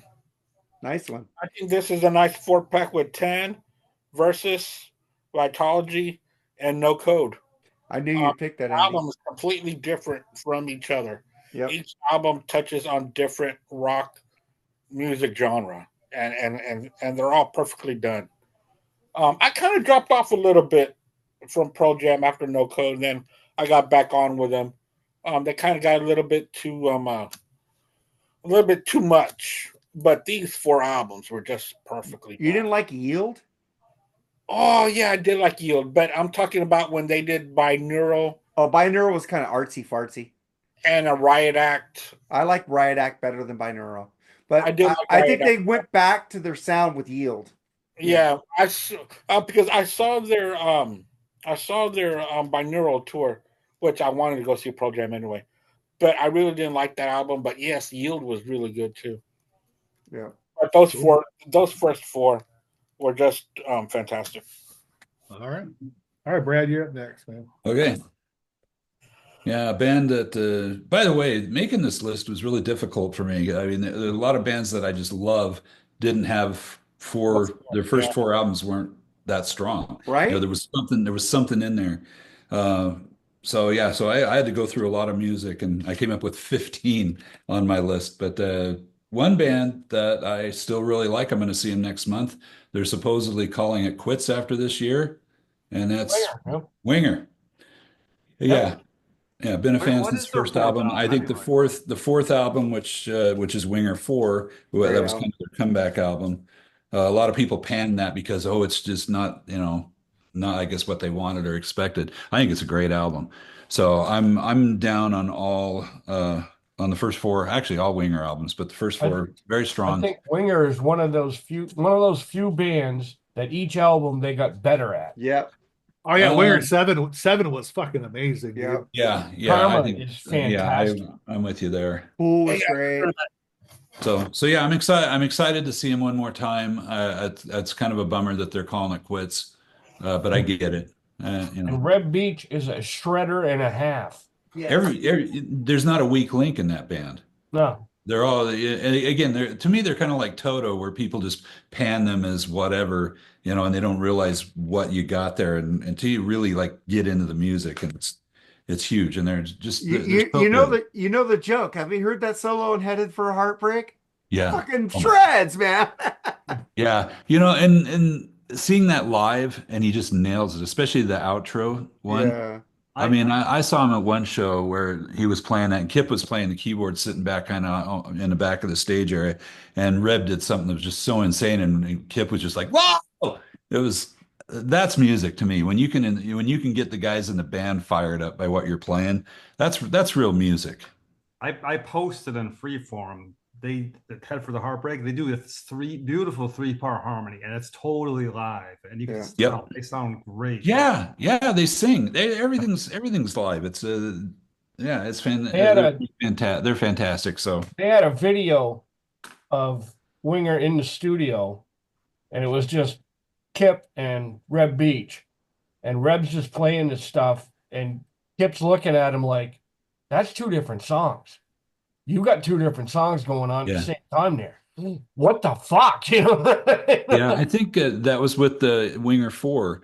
They had a CD included with it, and it's all about making the album, where it's just Reb and Kip sitting there and at the soundboard, and just like, "Okay, Reb, go." Because he was working on something, and he said, like, "Okay, do the riff," and he did the riff, did something else, and Kip was like, "That's another song." It's really cool to watch how it's all of a sudden they're doing something, and Kip's like, "Wait, just stop, give me a moment," and he figures out something, boom, and it's like, yeah, that was brilliant, and and Rip's just over there going, "What?" That's what. I love it I love watching music actually happen. What's that band he does with Robin McNally, Red? Oh, Black Swan? Yeah, great band. They're making a third they're album. going to do... It's Macaulay. Yeah, Macaulay. Yeah. Rev has said that they're working on you a always say Daly. Macaulay. Shut up. Daly. It's Mark Daly. Daly. Matter of fact, Reb Beach was just on Billy Corgan's podcast. He's doing all the interviews right now. Yeah. So all right. Good stuff. Tim. All right, my next one is pretty recent band compared to the rest of my list, but what's up, Frank? They are still they're still hitting out of the park with their new single, I Will Not Break. I'm talking about Disturbed, The Sickness, Believe, 10,000 Fists, and Indestructible. I agree. Love those albums. Bleh. Wah! Ugh. Wah! More like The new single is flush. great. I Will Not Break. Believe is my favorite though. Yeah, Believe's a great album. Great Yeah. album. Never could get in that guy. Never could get into that band. You know what, Jerry? Wah! I'm with you, Jerry. I say that same thing every time I stub my toe on my bed when I go around to go to the bathroom. Wah! You ever do that? You yell at the table. You know what I mean? You ever do Fuck that? you, table. Fuck you, table. Like if And the it's your table's fault. Yeah. Fucking table. I do it all the time. Or you yell at the All right. dog for tripping you up, you know? Yeah. Fuck you, Goddamn dog. dog, you know? Why are you sitting there? You should be over there. Yeah, you should be over there. Yes. It's not that you lay there every night of your life. You I know. All right. Robin and Mark Daly, what do you got? It would be a disservice if I didn't pick this guy because he had such a run. And I know it seemed like it should have been Rainbow. It could have been Black Sabbath, but gotta go with Dio. You know, it's you know, I guess like Yes, sir. Tim said earlier, Holy Dive or Last in Line, Sacred Heart and Dream Evil. But his run though, 3 Rainbow albums, 2 Sabbath albums, 4 Soul albums. It's you know, the guy's phenomenal, and it's so sad that he's not around anymore, because he still had a lot of good music left in him. So Ronnie James Dio, number 8, I think that. Yep. All right, Mark, why don't you read your list, man? Your turn. All right. So we get to Scribble. Shit. Where's he at? Fresh Let me Prince. guess, the best of Ricky Ricardo. Fresh Prince of Jazzy Jeff. Babaloo. Old school. Oh, come on. He didn't do Babaloo. Hey, He kind of went a little bit modern here. He went Fresh Prince and Jazzy Jeff, old school hip hop fun. Will is highly underrated, one of the best storytellers in hip hop. Remember, hip hop started with party fun music before gangster rap changed everything for the better or Better worse. like it, he'll slap the hell out of you. He better have Run DMC on his list if he picked up. Well, you know, Will Smith's making a new album and he's going on tour and it's going to slap. All right. But then Joseph goes for Slayer. Show No Mercy, Hell Waits, Rain and Blood, and South of Heaven. Never got into Slayer. Yeah. Love Joseph. Too. Love Joseph. And Mark's going to I go. love Joseph, but I never got into Slayer. Oh, I love Joseph. Mark's going to go Mark again. And he's going to pick Foreigner. Foreigner 1977, Double Vision 1978, Head Games 1979, Foreigner 4 1981. One of the best 4. Oh, that's not going Mark. That's awesome, dude. It's fucking one of the best 4 albums of all times right there. All platinum, all double platinum. Fucking great fucking records. Lou Gramm rules. I love him. I love Mick Jones. I love the whole band, man. Even though they're basically a tribute band now. Well, Lou Gramm is actually playing with them again. Oh, he is? Okay, I thought he was going to. Yeah. Yeah, but at least they're a tribute band to themselves.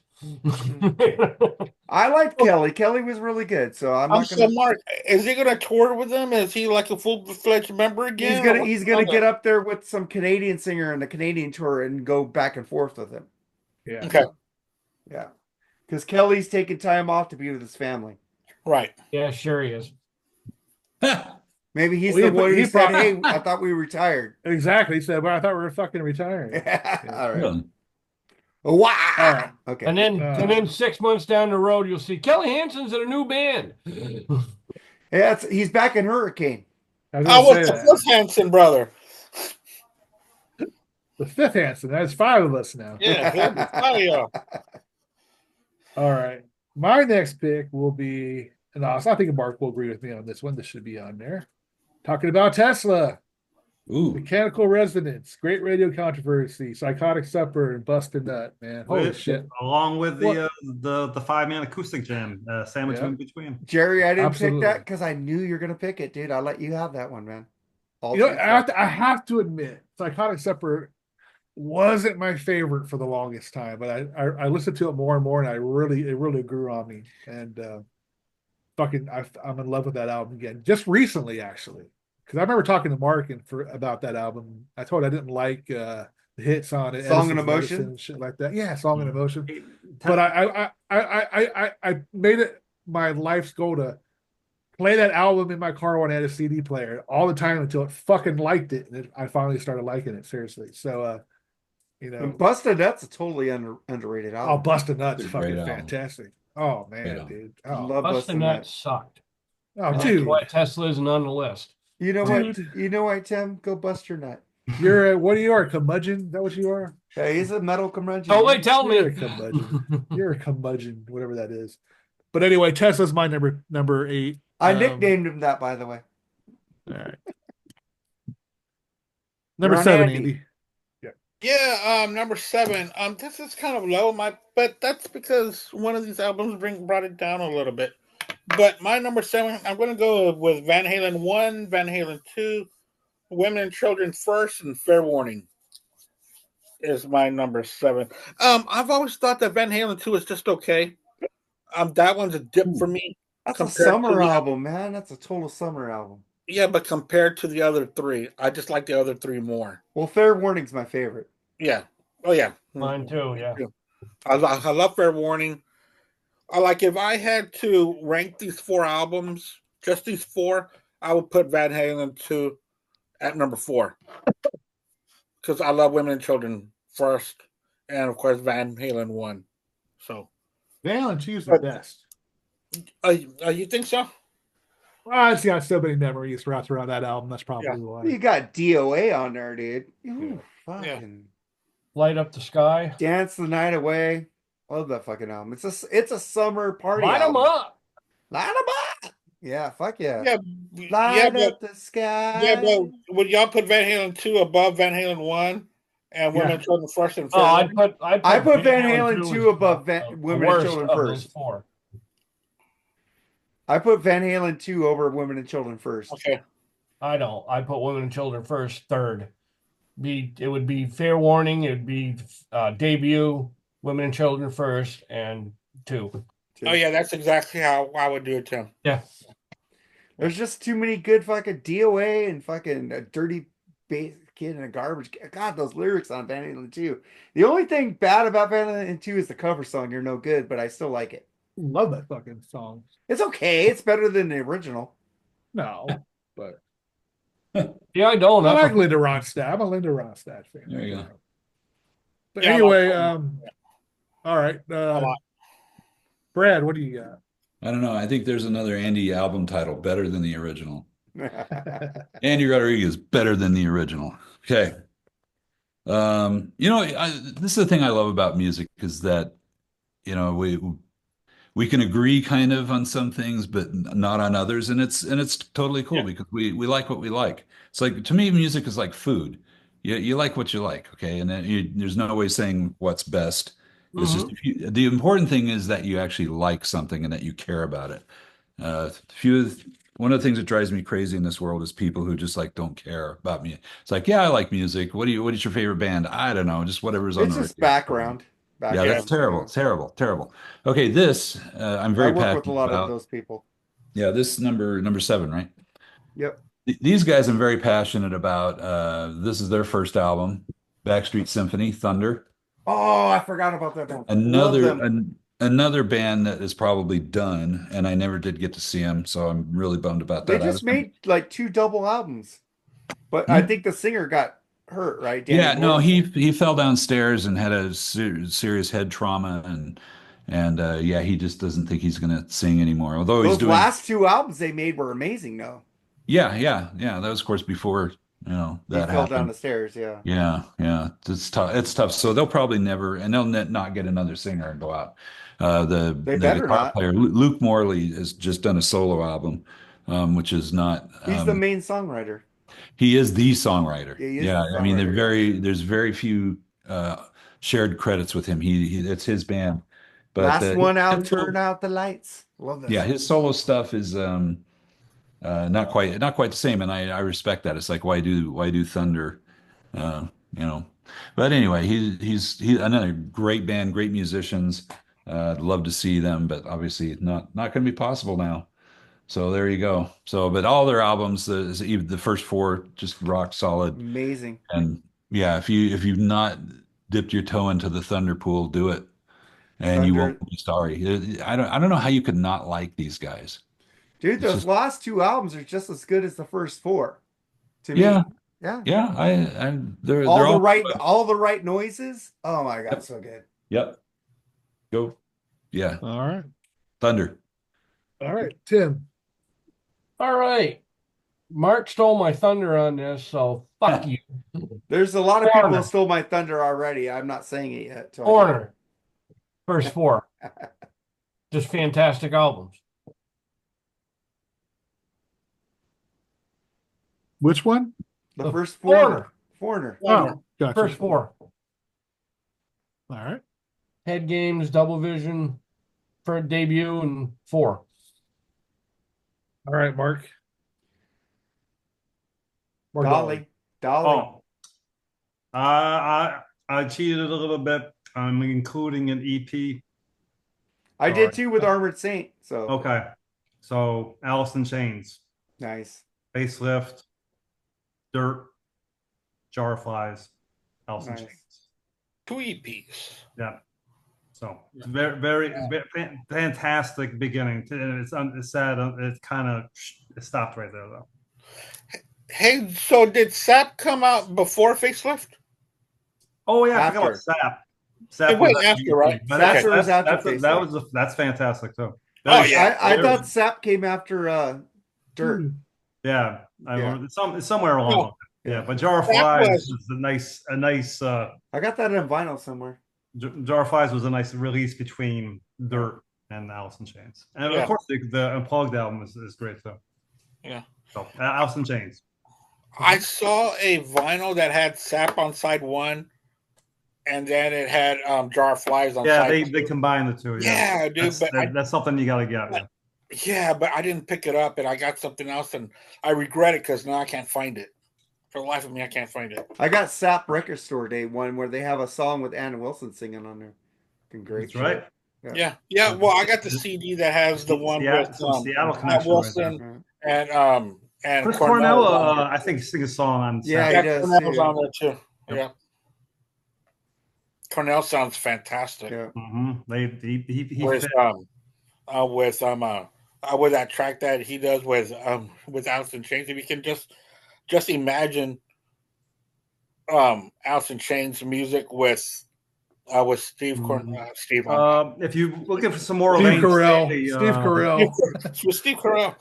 you're looking for some more Lane Staley, Mad Season was a pretty good album. Yeah, that was okay. Yeah, I it was love okay. Temple the Dog, which Sherry doesn't. Yep. So, But I'm starting to get into Alice in Chains without Lane Staley. oh, I love those albums. Yeah, dude. I kind of ignored them because they're not with Lane, and that was a big mistake. Have you heard the song "Your Decision" from Black Fades into Blue?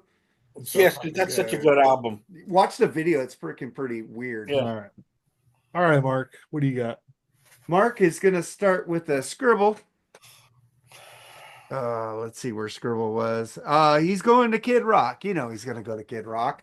Yeah. Yes, despite his political views, Kid Rock rules, and I don't give a shit what anybody says. His first four are classics, with his first three being underground hip hop classics. His debut came out in 1989, as was produced by Too Short. His next Polarized Method is heavily influenced by Paul's Boutique, which is a great Beastie Boys album. I just put which is a great Beastie Boys album. Yeah, because it is. Then his third, Early Morning Stone, Pimp, got him a major league deal, and then For Devil Without a Cause. And then I'm going to go to Joseph. Is it is Rebel not Without a Cause? I Devil. put a Devil Without a Cause. It's I Devil. was Rebel.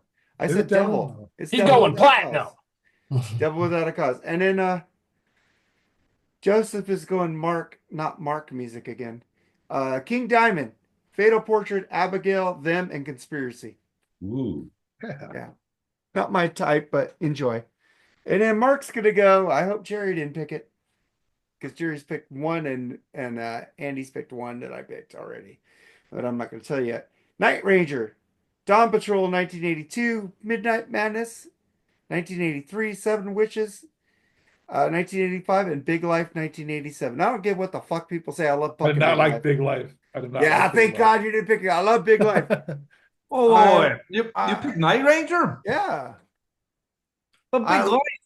I love Big Life. I love this. And you give me a hard time about picking Ozzy and Bark of the Moon. Hey, I love. That's the only reason I didn't pick Night Ranger because where's my Astros drum? Let me go get that. I'll be right back. Oh, fuck you. I love Big Life. I love the fucking ballads on that album. I fucking love Big Life. I like Big Life, Big Life. It's what you make it, what you make it. Big Life will be broken. I love Hearts Away. Hearts the Away same every day. What can I say? You like that song, Mark? The secret of my success and my living. Hearts Away. Rain. Rain. That's a good song, though. I love the fucking whole album. It's fucking amazing. I love fucking Big Life. But I picked Night Ranger, and I'm wearing the hat, bitches. There you go. Just like, all right, now put on your red hat, or your Dodgers hat. I'll put on Light Up the Holiday. There you go. All right. Well, thank you, Mark Daly, for picking fucking Boston, because Walk On fucking rules, man. Love that album.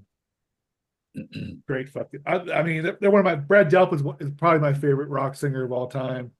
But one thing I always wondered, why did it take so long for Walk On to come on? Was there still the same issues with the record company? I know they had problems. Don't Look Back. Tom Schultz is always suing somebody, people are suing him for something. So, I mean, if you look after that, I mean, Corporate America came out what 10 years later too, and then their last album, Life, Love, and Hope. They released Walk On like in the middle of grunge, so it would have sold a lot more albums. But if they did it like right at the tail end of the days, it would have been better. But it was a solid album in my mind. Oh yeah, definitely. And you mentioned Third Stage earlier. That was very divisive among Boston purists. I loved it. I thought it was a great album. That CD sounded amazing at the time. Yeah, I thought it was more more atmospheric in the recording of it. I thought it was cool the engines. Oh man, it's not. I mean, their first three albums is not a bad song on any one of them. No, I mean, exactly. So, I mean, there's some great ones on Walk On. So there's a bad song. How many bad songs are on Walk On? Probably 2. I'm looking at it right now. Surrender to Me is kind of lame. Well, actually, no, I do like that song. Come to think about it. No. Actually, I like every song on here, actually, come to think about it. Okay, so then that makes sense. Because I was thinking of Corporate America. I picked albums that I like every song on. So, but I mean, nothing's gonna compete with this one. I mean, this is fucking. I like Don't Look Back a little bit better. How could you? I mean, I love Don't Look Back. But Don't Look Back's an amazing fucking album. But anyway, that's my number 7 is the Boston. I think the first 4 albums are really solid. So number 6, Andy. Yeah, number 6. This is kind of low. I was thinking I might have it higher, but number 6, I'm going to have Metallica with Kill 'Em All, Ride the Lightning, Master of Puppets, my favorite album by them, and then Justice for All, another great album.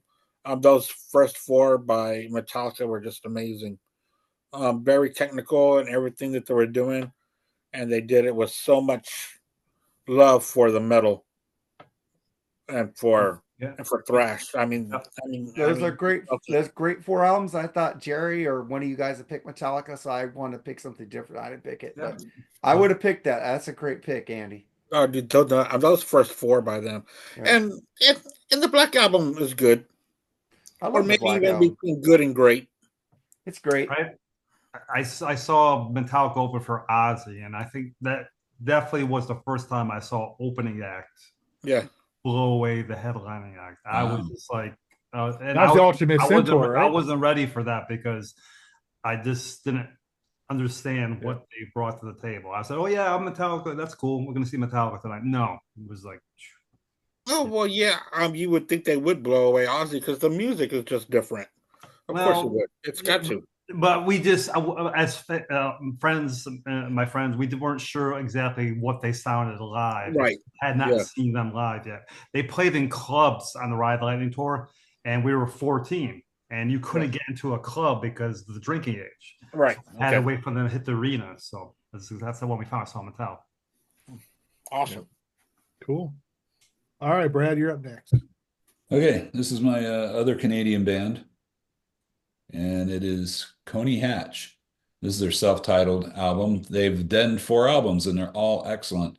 Saw these guys in 1984, and had to drive all over northern Utah to find the 3 albums that were out at that time. It took me a good day to find them. Those are the days, weren't they? Yeah, when you had to go to the record store to buy something. Yeah. And then if they didn't have it, you had to go find one that did. And it was cool. And then yeah, every one of these albums are great. Good Canadian rock right there. This is their first album. Can't go wrong with any of them. So it's Coney Hatch. All right. I remember I drove to Tower Records in Hollywood to find a CD single of Stone Cold Crazy by Metallica. They didn't have it On cassette? No, a CD single. Oh, okay. Yeah, I always thought Coney. I got that on cassette, actually. Thought they were a New York band. No, no, the cassette I got, I think it was 1, and it had Bread Fan on the other side, I think. If I remember right. And then they released it on Garage Incorporated, so I was like, fuck, I wasted all that time going to Hollywood. All right, Tim. All right, my number 6. I can't believe they're at number 6, and this tells you how good about my list, because they're my favorite all-time band, period. Black Sabbath. Ooh, yeah. Paranoid, Master of Reality, and Volume 4. My favorite all-time band is at number 6. Can't beat that. But your favorite albums by them are with Dio. So yeah, that kind of makes sense. All right, Mark D. I'm a big prog rock guy, but it hurt because I wanted to pick Rush. I couldn't do it. I wanted to pick Dream Theater. Couldn't do it. But Queensryche is technically prog rock. So just like I said, the debut, the Warning, like so you could throw the EP in there, even Rage for Order. It just kept on going. Operation Mindcrime. You could even keep on going to Empire. So Queensryche, that's my choice. Oh, great pick. Great. Yeah. All right, Mark. All right, let's start with Scribby. Scribby. Okay, we already got Kid Rock. Number 6, he goes Ice-T Body Count. Yes, I'm cheating, but Ice's first solo albums and the first first 4 Body Count albums rule. I walked up to her, Ho continued to speak, so we beat the bitch down goddamn street. Before NWA, there was Ice-T. There goes the neighborhood. Fuck so yeah. What he says there. And then we go to finally he picks a good band after those 2 shitty ones, Slayer and King Diamond. I'm just fucking with you, Joseph. Iron Maiden, Killers, Number of the Beast, and Peace of Mind. So he picked that. So I get to my number 6, and this is Mark Markin again. Because none of you fuckers will pick this band. I know Jerry hates them. Depeche Mode. Oh, fuck them. Speak and Spell, 1981. A Broken Frame, 1982. Construction Time Again. And 1983, Some Great Reward with People Are People, so why should it be? You and I should get along so awfully. Don't. I love this. Is a true story I want to say about Depeche Mode. True story.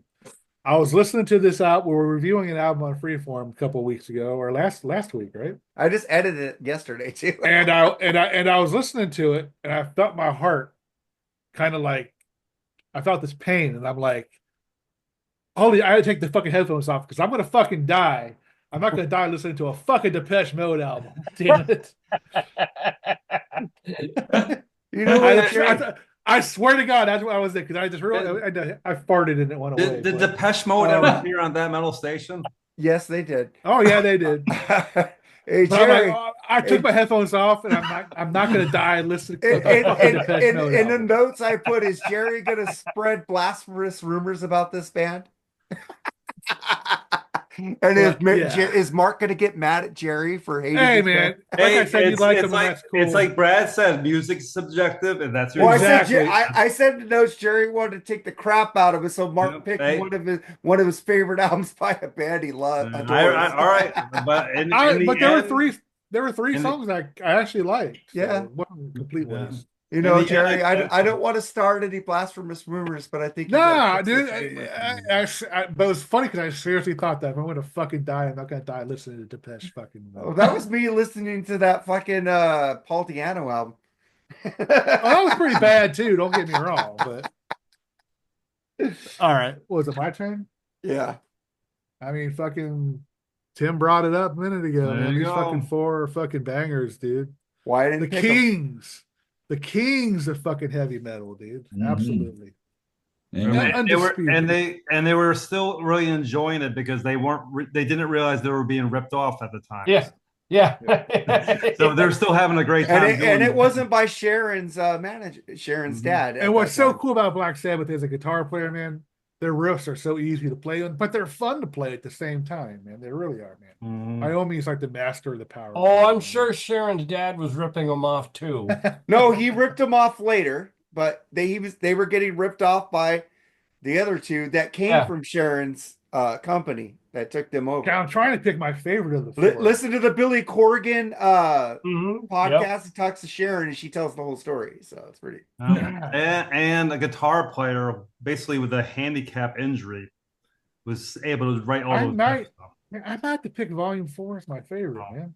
Of these four. Well, we Kudos did a to review Paul. which went over 1,000 downloads. So there you go. It all works out because you have Tony with the riffs, Geezer with the thumping bass, writes lots But of then- lyrics, the smooth jazz feel, Bill Ward. You know, it all works. It all worked. It all blended together. And Paranoid's got a bunch of the radio hit. The fucking four solid albums. It's hard to pick, man. I like yeah, I like anyway. Sabotage. It's nice you don't have to pick. Yeah, Sabotage. Exactly. Sabotage- There you favorite. go. Sabotage might arguably Sabotage be is my the best album. favorite. I got the box out of that.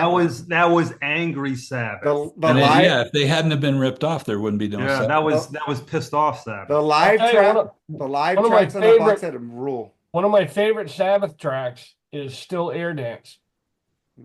Yeah, It's just a great song, and that's just pure jazz for most of it. Mhm. yeah, it's a great song. Well, Megalomania for me, or even the Rip, the whole album though. Sabotage, Mhm. Yep. Yeah, Sabotage is great. Symptom of the Universe. That Ooh, just that's a tells great you tune, what they dude. could do. They could do anything. But Anything. you Never want Say them to Die do. is way underrated. People just blow off Never Say Die, and it's so good. I love Never Say Especially Die. side two. I love Technical Ecstasy also. So, Of course, Mark doesn't like Tony Martin era Black Sabbath. oh fuck that shit. I do like him. All right. Anyway, Andy, next one. Yeah, we're at number 5, right? Kind of pains me to put this band here because I love them so much. Everyone here knows how much I love them. But my number 5, I'm going to put the Beatles here. I'm going to put was Please Please Me with the Beatles, Hard Day's Night, and Beatles for Sale. Well, it's because Please Please Me, we had a lot of bad tracks on that when we reviewed that album. Oh, I love that album. But there were a lot of covers on Please Please Me and with the Beatles, and when it comes to the Beatles, I like their middle period and their later period better than this one, but I had to put them somewhere, so I put them at number 5. Please Please Me with the Beatles, Hard Day's Night, and Beatles for Sale. Even though Beatles for Sale was one of my favorites for a long time. I didn't pick the Beatles. I knew you were going to pick them, Andy. Oh yeah, of course I am. Yeah, I knew you were going to pick them. Yeah, I am. And the other, one of my favorite band with Rush. So Yeah, I couldn't pick. I didn't even pick Rush. So no, Yep. no. Yeah, but I can see why, because that debut album by Rush is completely different. it's for not the Rush. reason- It's not Rush. It's completely different from why we love Rush. They're talking about having sex. Rush doesn't talk about sex. Hey, Mark, Neil, we all love sex. Come on. I know, but they're not taking, hey, baby, it's 7:45. I feel I'm in the mood. That's a pedestrian lyrics. That's not Neil Peart. That's not the Rush I love. No, it wasn't. It was Rusty or Rutsy. Rutsy. John Rusty. Yeah. All right, Brad, what do you got? Who was writing the lyrics for those? It was all of them. all Yeah. three. All three.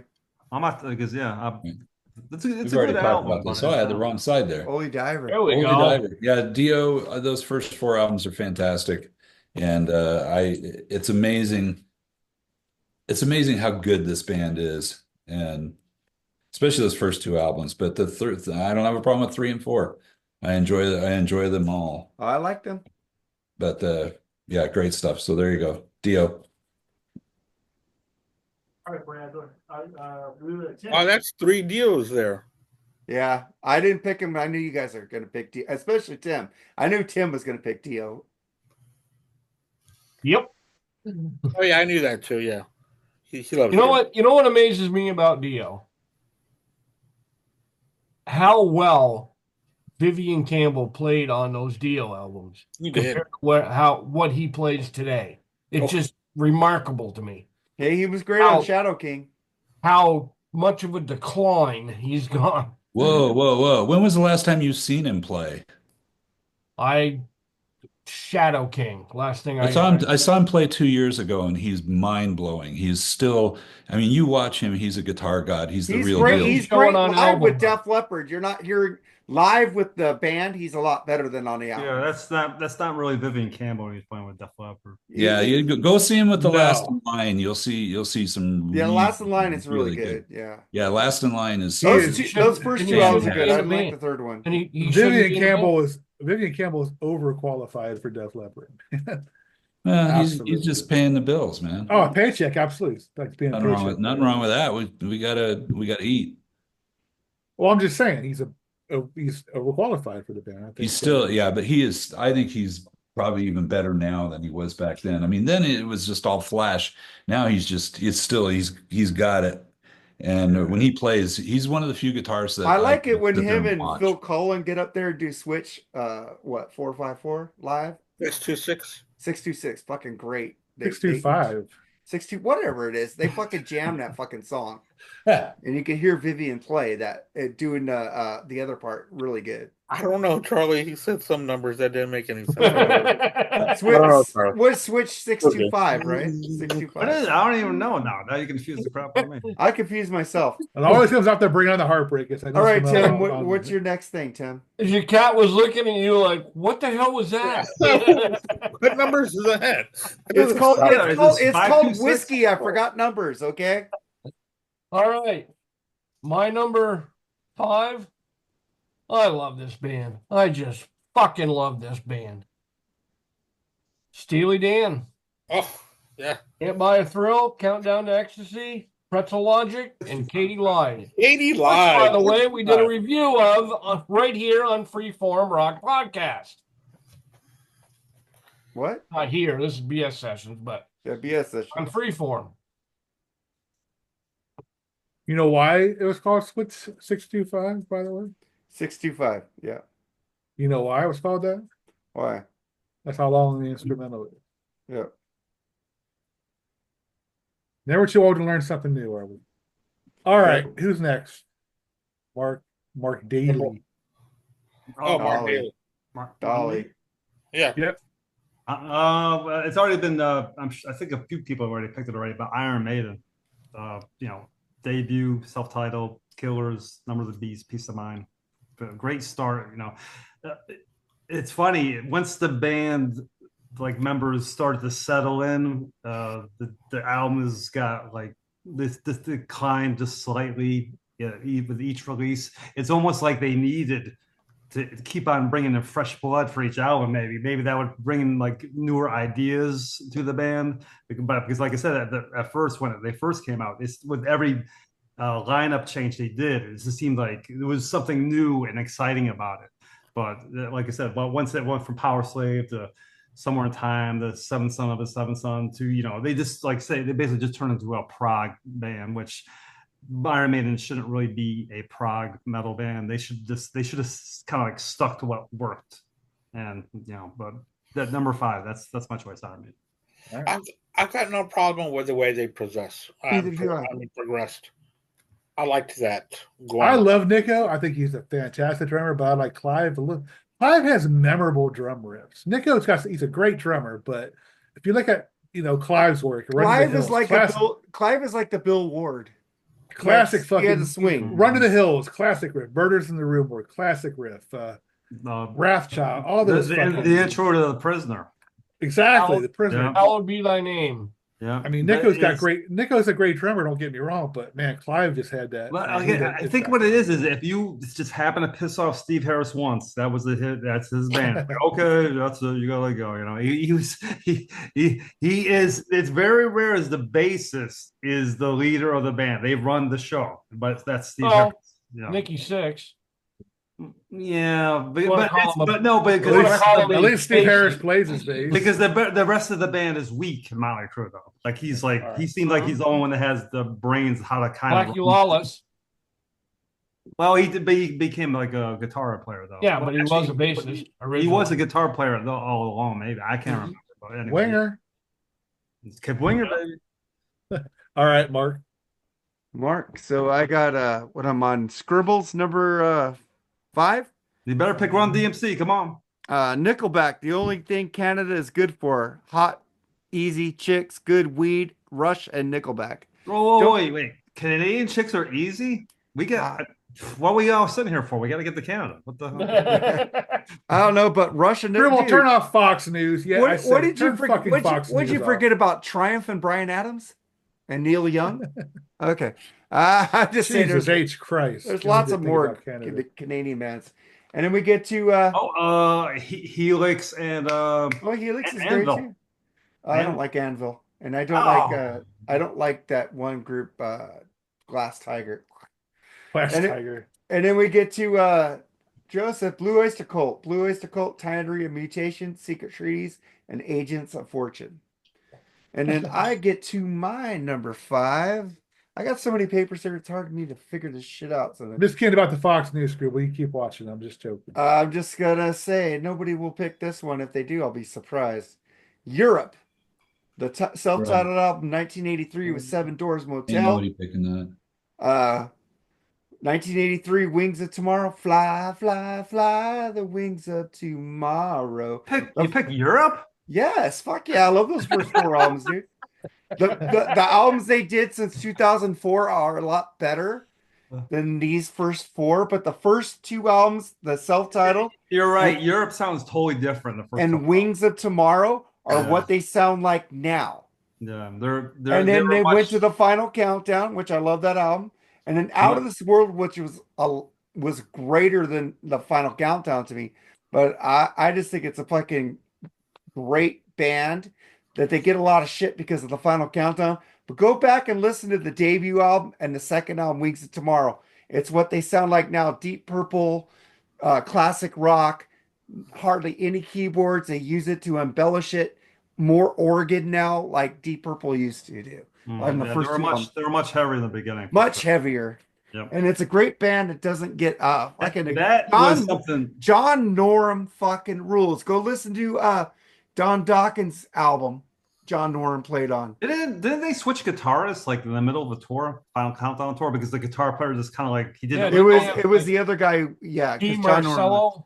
Yeah, Key Marcello is really good. I guess he didn't like all the attention the band was getting. He's on Out of This World. John Norum's solo albums are really good too. But Yep. check out what was the Don Dawkins solo album with fucking Mikey D. Mikey D. John Norum was on there. Up from the Ashes. Something Up like from that. the Ashes. That's a Great good guitar album, work on that album. And John Norum was also on a Dokken album too. So there you go, man. True. Well, what's your pick? Said Europe. I thought Joseph picked that one. My bad. Oh, I already did, Joseph. It's your turn, Jerry. I'm done. What Joseph picked? Joseph picked Blue Oyster Cult. Oh, okay, I didn't hear that one. My bad. All right, my next pick is fucking these classics right here, man. Fucking Night Song, Long Cold Fucking Winter, Heartbreak Station. Yeah, the fourth one. Still Climbing. Wow, that's Fucking a hard idiot. one to find. These albums fucking rule, man. It's hard to believe this band only had 4 albums out, man. Mhm. Well, 'Cause the singer Tom Keeper, he messed up his Yeah. voice. Yeah. He has his own, and he has his own band now, which is fantastic. I've seen them live. If you've ever seen the Timekeeper band, man, they're Well, amazing from what I live. understand about them and the record company, it's impossible to believe they actually put 4 albums out. Ah, Jesus. But these fucking albums just rule. I mean, Oh, they're great. There's not a bad album in the bunch. I mean, Fred Curry only played on what, Heartbreak Station, I think. Yeah. He didn't play on Still Climbing? No, did he play on Still Climbing? I don't know. You have the record. Did the drummer ever appear on any of the albums? No, it was what's his name? Cozy Powell played on Cozy Heartbreak Powell, Station. yeah. Cozy Powell played on question. Long Cold Winter. I mean, I know he could play live, but he's just like I said. Sometimes these drummers, they can't nail it in the studio. well, Sometimes. fucking dude, they replaced Nick Mason on a Pink Floyd album for Cozy Powell. Mhm. Dogs of War. Yeah, So, let's check that out. That's a good question, Mark.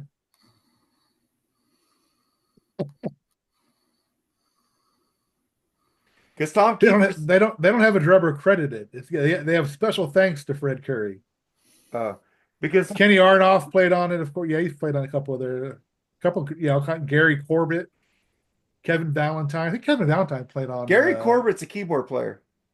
That's right. That's their secret weapon or whatever. That's right. He's a keyboard player. But so Fred Curry is not even mentioned in the main. Yeah, lineup. because Tom always said he credits who played on the album. He doesn't hide it. So It's kind of like I always wonder who the drummer was on Turbo and Ram It Down. it was Johnny Five. No, the drummer. Johnny Five, who was playing electronic. I know it was a drum. Yeah, a drum machine. Yeah. yeah. Drum machine, yeah. All right. Well, let's go number 4, Andy. Yeah, my number 4. Oh yeah, up here on top because I went all over the place. Number 4. I haven't heard this band talked about yet. Allman Brothers. They're 4. It's going to be their self-titled debut. Idlewild South, The Great Eat a Peach, and then after that they came back strong with Brothers and Sisters. Which Brothers and Sisters was the first album that I bought by them. That's what started my journey into Allman Brothers. I'm a big Allman Brothers band.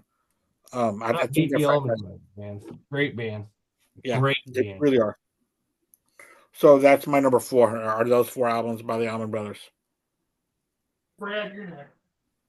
All right. Nice. Yeah, Queensryche. Started with The Warning. I don't count the EP as the first album. So, yeah, this band, the first 4 albums, that's it. After that, You don't like the Todd albums? Hmm? Todd. Oh, I like them. But they're not the same. Well, you were on what's the Mars podcast with Victor? You talked about Queensryche. Yeah. You did a Queensryche. That was a good episode, by the way. Thanks. Yeah, that was kind of really insightful for me because thinking about how much these guys were my favorite band at the time. I saw them on The Warning, warming up for Kiss, and I was just blown away with how good they were. And then saw them every tour after that, and then things just fell off after DeGarmo left the band. Yeah. And when we were talking about going through all the albums, it's like something really happened with these guys. It was after Empire. It's like I think success killed them. I think Jeff got a big head and wanted to be Pink Floyd. Nah, I don't know. I think Jeff really didn't manifest himself as a problem till after DeGarmo left. Yeah. Because DeGarmo was really steering the ship until he left. But those last 2 albums he did were, Here in the Now Frontier was 100% him. Yeah, check out the podcast Signals from Mars. It's really good, man. Yeah, good stuff. Thanks for the plug. You're welcome, man. Victor's I love Victor. Victor's a great guy.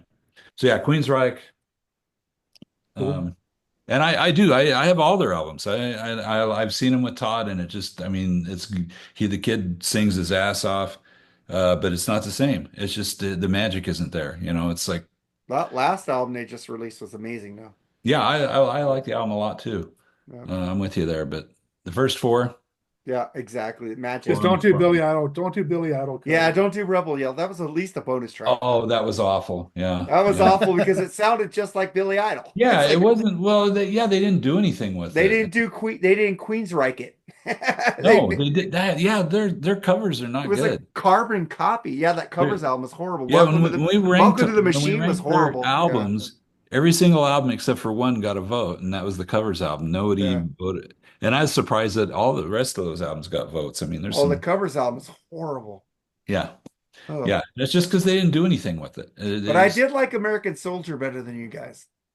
Yeah, I think that's respectable. I think I like the songs, the recordings that Jeff got from the guys that he interviewed, and he Yeah, that was pretty had cool. them. The thing I was okay having it before the song, or or after or whatever, but during the song where he'd plug in some of that stuff, it's like, no, that ain't working for me. I didn't really enjoy it, but there's some really good songs on there. You're right. Yeah. All right. Tim. All right, my number 4 is one of the biggest bands that ever existed, and nobody's mentioned them yet, which Ooh. that surprised me. Led Zeppelin. Ooh. 1, 2, Because that's 3, and Jerry's 4. number one, duh. Maybe. They're one of the biggest bands of all time. That's why I didn't pick them. That's all you need to go is 1, 2, 3, 4, and you know who you're talking about. Yeah. Yep. And I ain't disagreeing. I ain't disagreeing with that. I just didn't pick them because I know my co-host, my esteemed co-host. All right, but I that's still his got to favorite put it on band. the list. What I mean, what do you guys call the fourth one? Zoso, Untitled, or Led Zeppelin 4? I always called it 4. I always call it Zoso. So I Yeah, always called it Zoso. 4. yeah. In my 4. iTunes, I call it 4. Just to Me too. Yeah. All right, Mark, Daly, go ahead, man. I don't think this one got mentioned yet, but another huge band. I had to look up the releases because some were released in Australia and some weren't released here yet. But High Voltage, Let There Be Rock, Power Age, Highway to Hell, talking to AC/DC. That's a great way to start your career right there. Yep. Yeah, you see, I didn't know. Although Dirty Deeds Done Dirt Cheap was actually released earlier. Yeah, it's like I thought about putting AC/DC in there, but I wasn't 100% sure of their discography, their order of. Yeah, it's really mixed. Well, some guy picked them and he put them in order for you guys. So when I get to that pick, I'm right there with Jerry. I just didn't know. I mean, I have them all, but I didn't know where to start. Yeah, that's why I picked High Voltage, Let There Be Rock, Power Age, Highway to Hell. I think that's the order. That's how I had it. Well, I think the other guy who picked it will give you the right order. Okay, I wasn't too sure. I went by Wikipedia. I don't want to spoil it yet. Because of TNT, I didn't know where to put TNT. Yeah, but no, some say Australia and some say international. So right. This guy went American versions. So. All right, okay. Well, the American version doesn't make it the right version. Yeah. Well, even for us, it does because we're American. Even if you put Dirty Deeds Done Dirt Cheap, it still would make my list. You can't do that, Mark. You can't say the American. Well, this is how we heard them. That's why it's our first. That's not how they were released by the band. They were released in America this way, so that's how we heard it. We didn't live in Australia. DC, I have never heard a bad Bon Scott released album by AC/DC. That's true. Never heard it. I've never heard a bad AC/DC album. That's just my opinion. I heard some weaker AC/DC albums. Yeah, a couple Brian Johnson albums where it's all right, but I've never heard a bad Bon Scott release. I like the Razor's Edge and Ballbreaker. Like everybody talked how great Black Ice was. That album fucking was. I love Black Ice. Rock and Roll Train. Wasn't that the Walmart release? Yep, I got it. Yeah. I love that. I have it, but I got it for free. Me and Brian Davis disagree with all y'all. Oh, good for you guys. No. Brian Davis is awesome, by the way. Damn good movie memories. Check out his podcast. Yeah, he's a cool dude. I've been having a rock and pod a couple years. So did I. Got a picture with him. All right, go ahead, man. Mark. Daly. I already went AC/DC. Oh, it's my turn. Oh, so then I get number 4. Of course, Scribble's going to pick Limp Bizkit. How about Duran, Mark? Come on. I can't pick Duran because Big Thing wasn't one of my favorite albums. Yeah, I can't believe it. I thought that'd be your number 1. No, I can't pick Duran. I can't. I like Big Thing. I got it on vinyl, but it's not their best. Oh, I know what your number 1 is. It's gonna be U2. Because if it would have been Notorious after 7 and the Reggae Tiger, yeah, it would have been number. Yeah, Mark's number 1's gonna be U2. No, not U2 didn't even make it. Oh my god! Just letting you guys know, I love the first 4 U2 albums, and it would have ended with the live album, but I didn't pick them because I might save that for something else. Limp Bizkit, yes, Limp Bizkit. Though my favorite is their punk suicidal tendencies influenced debut album, $3 Bill. The first 4 are masterpieces. Got a problem with that? Lick my balls, says Scribble. You know what, Scribble? I got a problem with that, but I ain't licking your balls. Fuck you. I ain't licking your balls, bitch. And then we get to Joseph. He picked Cheap Trick. Cheap Trick in Color, Heaven Tonight, and Dream Police. So he kind of stole my Good- thunder there because they good will choice. come up later on my list. And I'm on my number 4. Fucking too many lists here, motherfuckers. Yeah. Make me like look around here. Okay, my number 4. Jerry already stole my thunder on this. The Black Crowes, Shake Your Money Maker, 1990. Southern Harmony Musical Companion, 1992. Amorica is my favorite. I go between that, Southern Harmony, and Three Snakes and One Charm, 1996. I love that band. All right, mine is the band that I think it's no fucking appreciation. I think they're awesome. Oingo I Boingo? I love Collective Soul, man. Their debut album, Hints and Allegations, and Things Left Unsaid, their self-titled Discipline Breakdown, which was like to me their masterpiece album, I think. Wow. And then Dosage, man. That's a great album on vinyl. Fuck you. 4 fucking just great solid. Actually, they have not made a bad album. They haven't. They haven't. And I'm amazed that they didn't get as I mean, this first show they got pretty big, you know, with Shine and Gel and all them, and The World We Know and stuff like that, The World I Know and stuff like that. In December, that was a kind of a big hit. But Discipline Breakdown's my favorite. Oh, I love that fucking album. Outstanding fucking, a great fucking band, dude. I love Ed Roland. Nobody sounds like them. Nobody sounds like that. That's true. Yeah, and you don't fuck the lead singer's wife. You stay in the band, by the way. Well, that's like Poison. You don't fuck the ex of Ricky Rocket, right? Yeah. Richie Kotzen. You screw the wife. You screw the wife of the leader of the band. You're getting kicked out all the time, dude. Hey, nobody picked Poison for their list yet? What the heck? Jeez, you guys are slacking, man. There's still time. But anyway, Collective Soul is mine. Number 3. I knew you'd pick that, Jerry. Good pick, though. On my number 3, I am going to go with Neil Young as my number 3. With Neil Young, the self-titled, then After the Gold Rush, and then Harvest, and then On the Beach. I thought that was going to be your number 1 after you picked the Beatles lower. No, it's not. Shit. I'm going to be surprised you're number 1. This list is where I am right now. Maybe it's Frank Zappa number 1. So, the thing with Neil Young, I couldn't, because there's Neil Young and there's Neil Young and Crazy Horse. So those are completely different bands. Yeah. I'm not a big Neil Young guy. Who came first? Neil Young solo or Crazy Horse came later, right? A Neil Young solo. Yeah. Okay. But the very next album was Crazy Horse. They both came out the same year. Mm-hmm. So they're not that far apart. Yeah. He's one of those musicians. I like a lot of his stuff, but I don't want any of it. It's like Bob Seger System and Bob Seger and the Silver Bullet Band. It's kind of 2 different bands, Right. Yeah, but the thing is that Neil Young did projects with both of them at the same time. Yeah. And Crosby, Stills and Nash. Tom Petty was the same way. He started solo, and then he picked up the Heartbreakers. He started with the Heartbreakers, and then he made solo. That's right. Yeah. But basically, it was a Heartbreakers album because all of them were on there except Stan Lynch. Except Stan Lynch, and that's what caused friction. Yeah, but I've got about 50 or so of just Neil Young and Crazy Horse albums. Here, wow. I'm a big fan.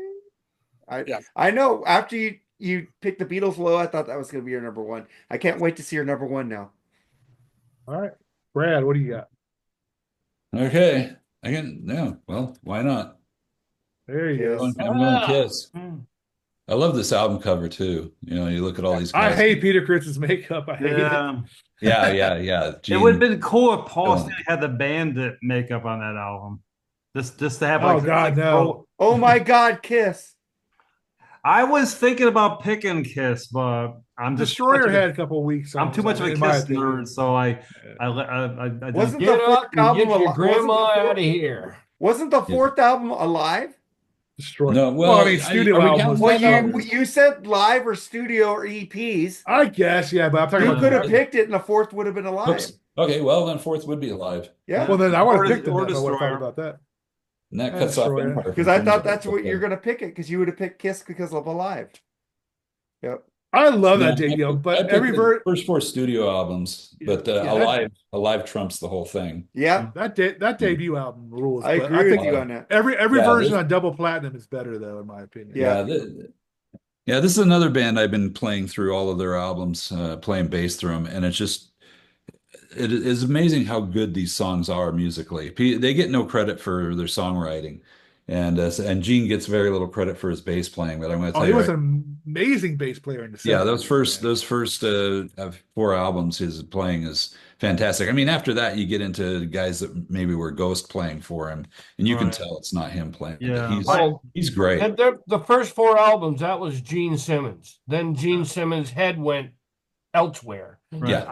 I would say by Dynasty for sure. It was. I don't think. Yeah, so. yeah, yeah. Listen Yeah, I think he was there to for a while then. the Billy Corgan podcast when he's interviewing him, and Billy Corgan says you don't get enough credit for your bass playing. It's true. And Gene is like totally being so humble on it. We're like he said, you guys are a great band, and it pisses me off when people make fun of you guys.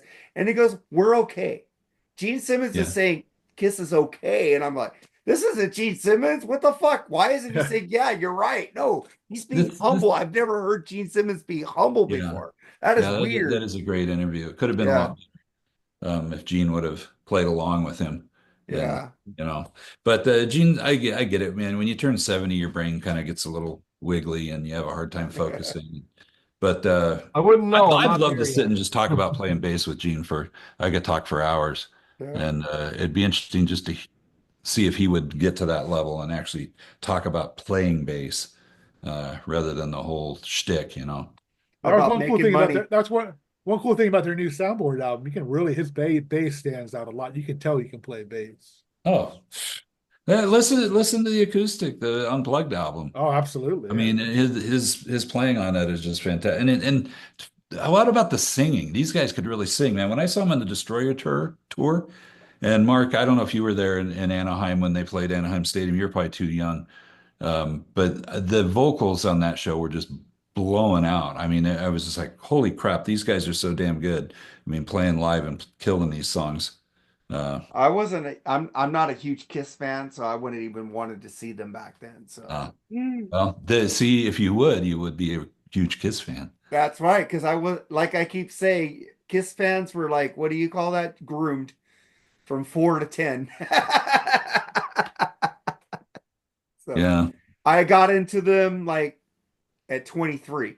There you go. Yeah. Yeah. It's interesting also when you talk to people about bands, when you do a band thing and see where people jumped in. And a lot of times that's where their favorite album. In fact, a buddy of mine in Texas, my Saxon buddy down there, we were talking about Queensryche, and his favorite album is Promised Land. He says, that's the first album. And I said, is that the first album you got? And he goes, yes. And I was like, oh, you're the only person I've ever met that's their favorite Queensryche album. I like Crazy Nights and Revenge. That's where I go. I love Revenge. A lot of people pan that album. I love that. What's wrong with you? That is a great album, man. That's it's a hit and miss. It's like half good, half terrible. But yeah, since this album here, somebody gave me this album to listen to in 1974. And when I dropped the needle on this thing, I was like, what is this? This is so good. And that's actually how I learned to play bass, was with that first album. Dropping the needle and playing along with it. And it took me a while to figure out that they were tuned down a half step. I'm like, God, these are really hard to play. I'm like, wait a second, you tune down a half step, makes a lot more sense. Yeah. Great stuff. The only flaw in that is probably Love Theme from Kiss. Yeah. If they would have put the whole acrobat in there, maybe that would have been cool. Yeah. But, it's to me, it's all right. I don't have a problem with it, but yeah, I mean that and Kiss in Time, but still the rest of the songs are so great. It makes Kiss in Time's that's a good sing along tune, man. Kiss in Time. Yeah. But they make up for the rest of absolutely. The rest of the album's so damn good. You just give me Black Diamond. And Black Diamond's I don't like how that ends. One of the few Peter Criss vocals. Yeah, I love that part of that. That's the only thing about the double platinum. Goes back to the intro. I like Baby Driver and Black Diamond. That's about it. Yeah, Baby Driver. Yeah. Go Baby Driver. Okay. That's a good tune, man. You don't like fucking Dirty Living, dude? Oh no, man? No. Love that song, man. Right? I I don't like think it's so. the album. I Peter love Chris that song. album. Where are we at, Jerry? We are Tim? on Mark. Tim. Number 3 for me, band that's near and dear to my heart because they're hometown boys. The boys in Aerosmith. Debut, Get Your Wings, Toys in the Attic, and Rocks. Is Toys in the Attic the week of the 4? Or is that just this? What do you think? I think the debu's the week of the 4. I Yeah, agree I with think that. I so, agree too. with that. Me too. Easily the week. And too. I didn't pick Aerosmith, Tim. I knew you were going to pick that because you already said that in the group. Yeah, know. you kind of gave that one away. You Yeah. gave that one away, Tim. So I knew you were picking that one. All right, Mark Daly. Mark Yeah. Daly. The rest of my picks are my 3 favorite bands, so there's not gonna be any surprises. Number 3, Metallica. This so much energy, raw energy, and Kill 'Em All, Ride the Lightning, Master Puppets. Even with the missing bass and Justice for All, it's still a great album to me. So Yeah, it is. It is a great album. And, Well, if I put- and if if- you want to hear the bass, just go to YouTube, look up "And Justice for Jason." There's a guy playing. I'm 100% sure it's him playing. It's not like they pulled Jason out of that terrible mix. It's someone playing the bass, and it sounds great. So yeah, Metallica number 3. All right, Mark, go ahead. All right, I'm gonna say Scribble. Bing Crosby. Shocker, another 120-year-old man on my list. I love that guy, man. He's got great music taste. Although man. Bing was famous for years, having released his first song in 1925, his first 4 leaked album didn't come out till 1939, and he never missed. His first 4 were absolute favorite. And let's not forget, Bing has sold 1 billion records, and contrary to the popular belief, it's just not White Christmas. So then we get to Joseph's number 3. And he's picking Black Sabbath. Black Sabbath. Paranoid Master Reality Volume 4. Which The debut. Hello. a lot of you all picked. Paranoid is not number 1. No, he said Black Sabbath, Paranoid. Okay, all right. Okay. I'm naming self-titled Black Sabbath. Gotcha. All right. Well, don't All forget. right, and then I get to my number 3, which Joseph already stole my number with my thing with number 4. If you think I wasn't gonna pick Cheap Trick, fucking out of your mind. Cheap Trick's debut album, 1977. In Color, 1977. 2 albums in 1 year. Heaven Tonight in 1978. And Dream Police, same year. So, fucking great fucking band. I love all their albums. They have some weak songs here and there. Maybe The Doctor. But I've learned to like The Doctor a little bit more. But Yeah, the Doctor's an all right album. it's all right. Yeah, it's okay. It's okay. It's not bad. They haven't released a bad album.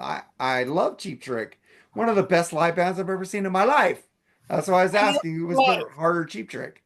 So Hardest working band in rock and roll. Cheap Trick, yeah.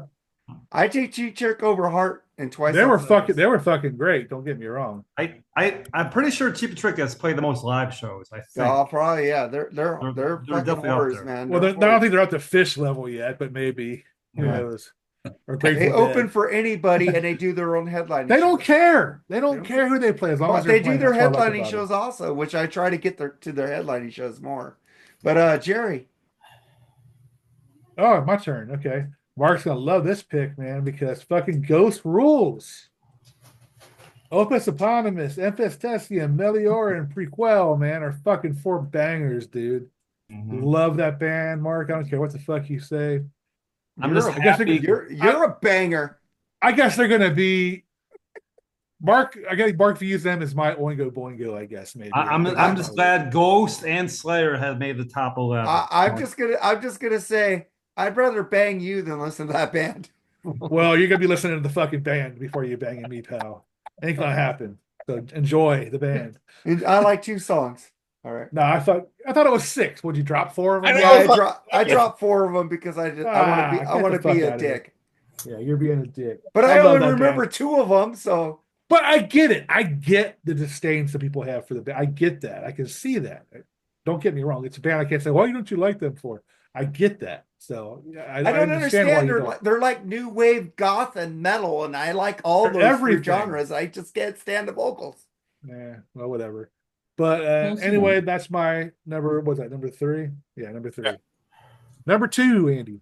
Number 2 for me, Led Zeppelin 1, 2, 3, Quattro. 1, Those 2, 3, albums are 4, 5, fantastic. 6. Quattro. Quatro. I mean Quatro. Quattro.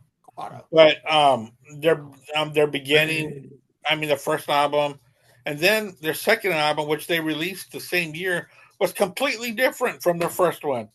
And then you want something completely different? Yeah, Led Zeppelin 3 is completely different. That's probably the biggest curveball. That album gets a lot of shit, and I love it. Led Zeppelin 3. I love it. I think. Well, it's don't listen to the Freeform Rock podcast. We will do a review on that album. That's fine. So, and then 4 is also different. All 4 albums are so different from each other, and they were recorded in a 3-year period with lots and lots of touring in between. Led Zeppelin bands worked their asses off in the 70s, man. They really did. You know, they didn't. Oh well, my vocal cords hurt. Hell no, and not just that. They were living the street life. They were living hard, and working and playing hard before and after the shows. Yeah, so yeah, 1, 2, 3, and 4, man, are my number 2. I don't know if I'm picking them or not. We'll still find out. Shut up, Jared. But all right, Brad, what do you got? Black Sabbath. We've already talked about them, and yeah, definitely in my top 2. Has that been in everybody's? Not mine, because I knew you guys would pick that shit. Not mine. Yeah.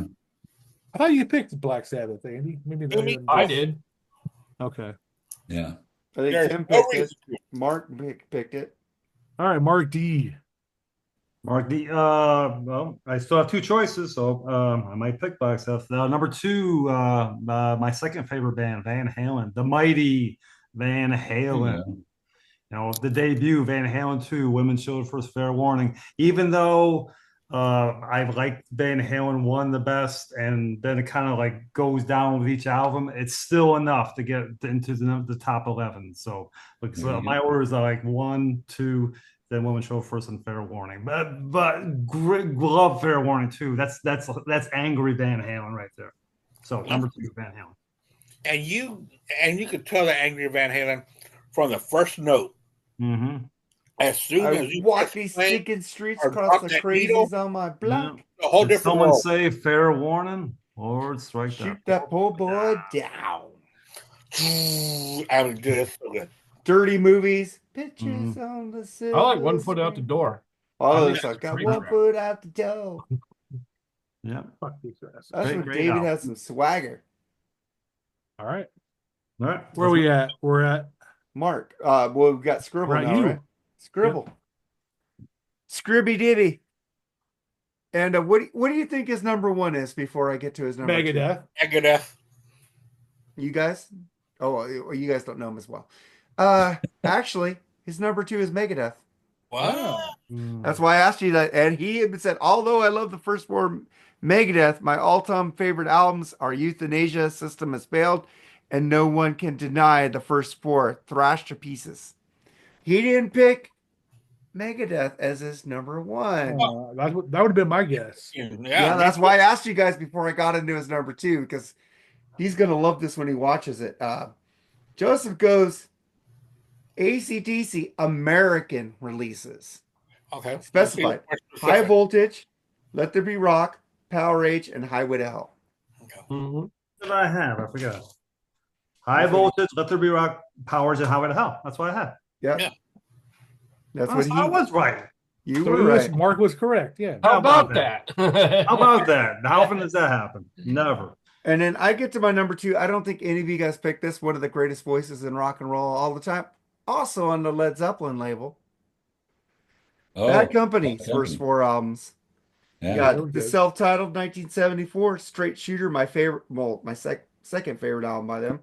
1975 Run with the Pack, 1976, and my favorite album by them is Burning Sky, 1977. That song, Burning Sky, the sky is burning. Well, I would have picked Bad Company, but I'm not a big fan of Run with the Pack. I love Running with the Pack. I love all these albums. And then, well, I think their worst album was like, what, Desolation Angels? Or was it Rough Diamonds? I think Rough Diamonds. Hey, Rough Diamonds. Rough Diamonds is the worst yeah, album. That's the last Rogers album. Yeah, I didn't like that album. But they released good albums, man. 10 from 6. I love that. Even the Hal albums were good. So Yeah. yeah. The live album they released with the 77, 78 live album. You guys get that one? Really good. Yeah. Double CD set. That's my number 2, man. Bad Company. All right. My number 2 is, I think, one of the best thrash bands ever. They definitely belong in the top 4. Fucking kick Anthrax the fuck out and put these guys in there instead because they Knew you were gonna fucking pick that. rule. You got this. You got The Dark. You got Blessing in Disguise. And then you got The Human Factor. Man, these are great fucking metal albums, dude. I'm telling you, dude. Okay. The riffs that these guys come up with, that Kurt Vanderhook comes up with, are just fucking amazing, dude. They're still a great band today. Absolutely. They're coming out with something new, I hear, this year too. So Yes, looking they forward are. to that. Metal Their last Mike. album. Metal Mike last- mentioned you. Their last album, Congregation of Annihilation, man, Great. was brutal as fuck, man. I mean, still Kurt comes out with some great metal. He was just so pissed off because all the shit that's been happening in the band with, Mike Howe committing suicide, people getting hurt. He was just pissed off, man. And you can tell on that album, dude. Great singer they got now. They've had great singers. David Wayne, Mike Howe, fucking God, Mark Lopes. Mark Lopes, and who am I missing? Ronnie Monroe.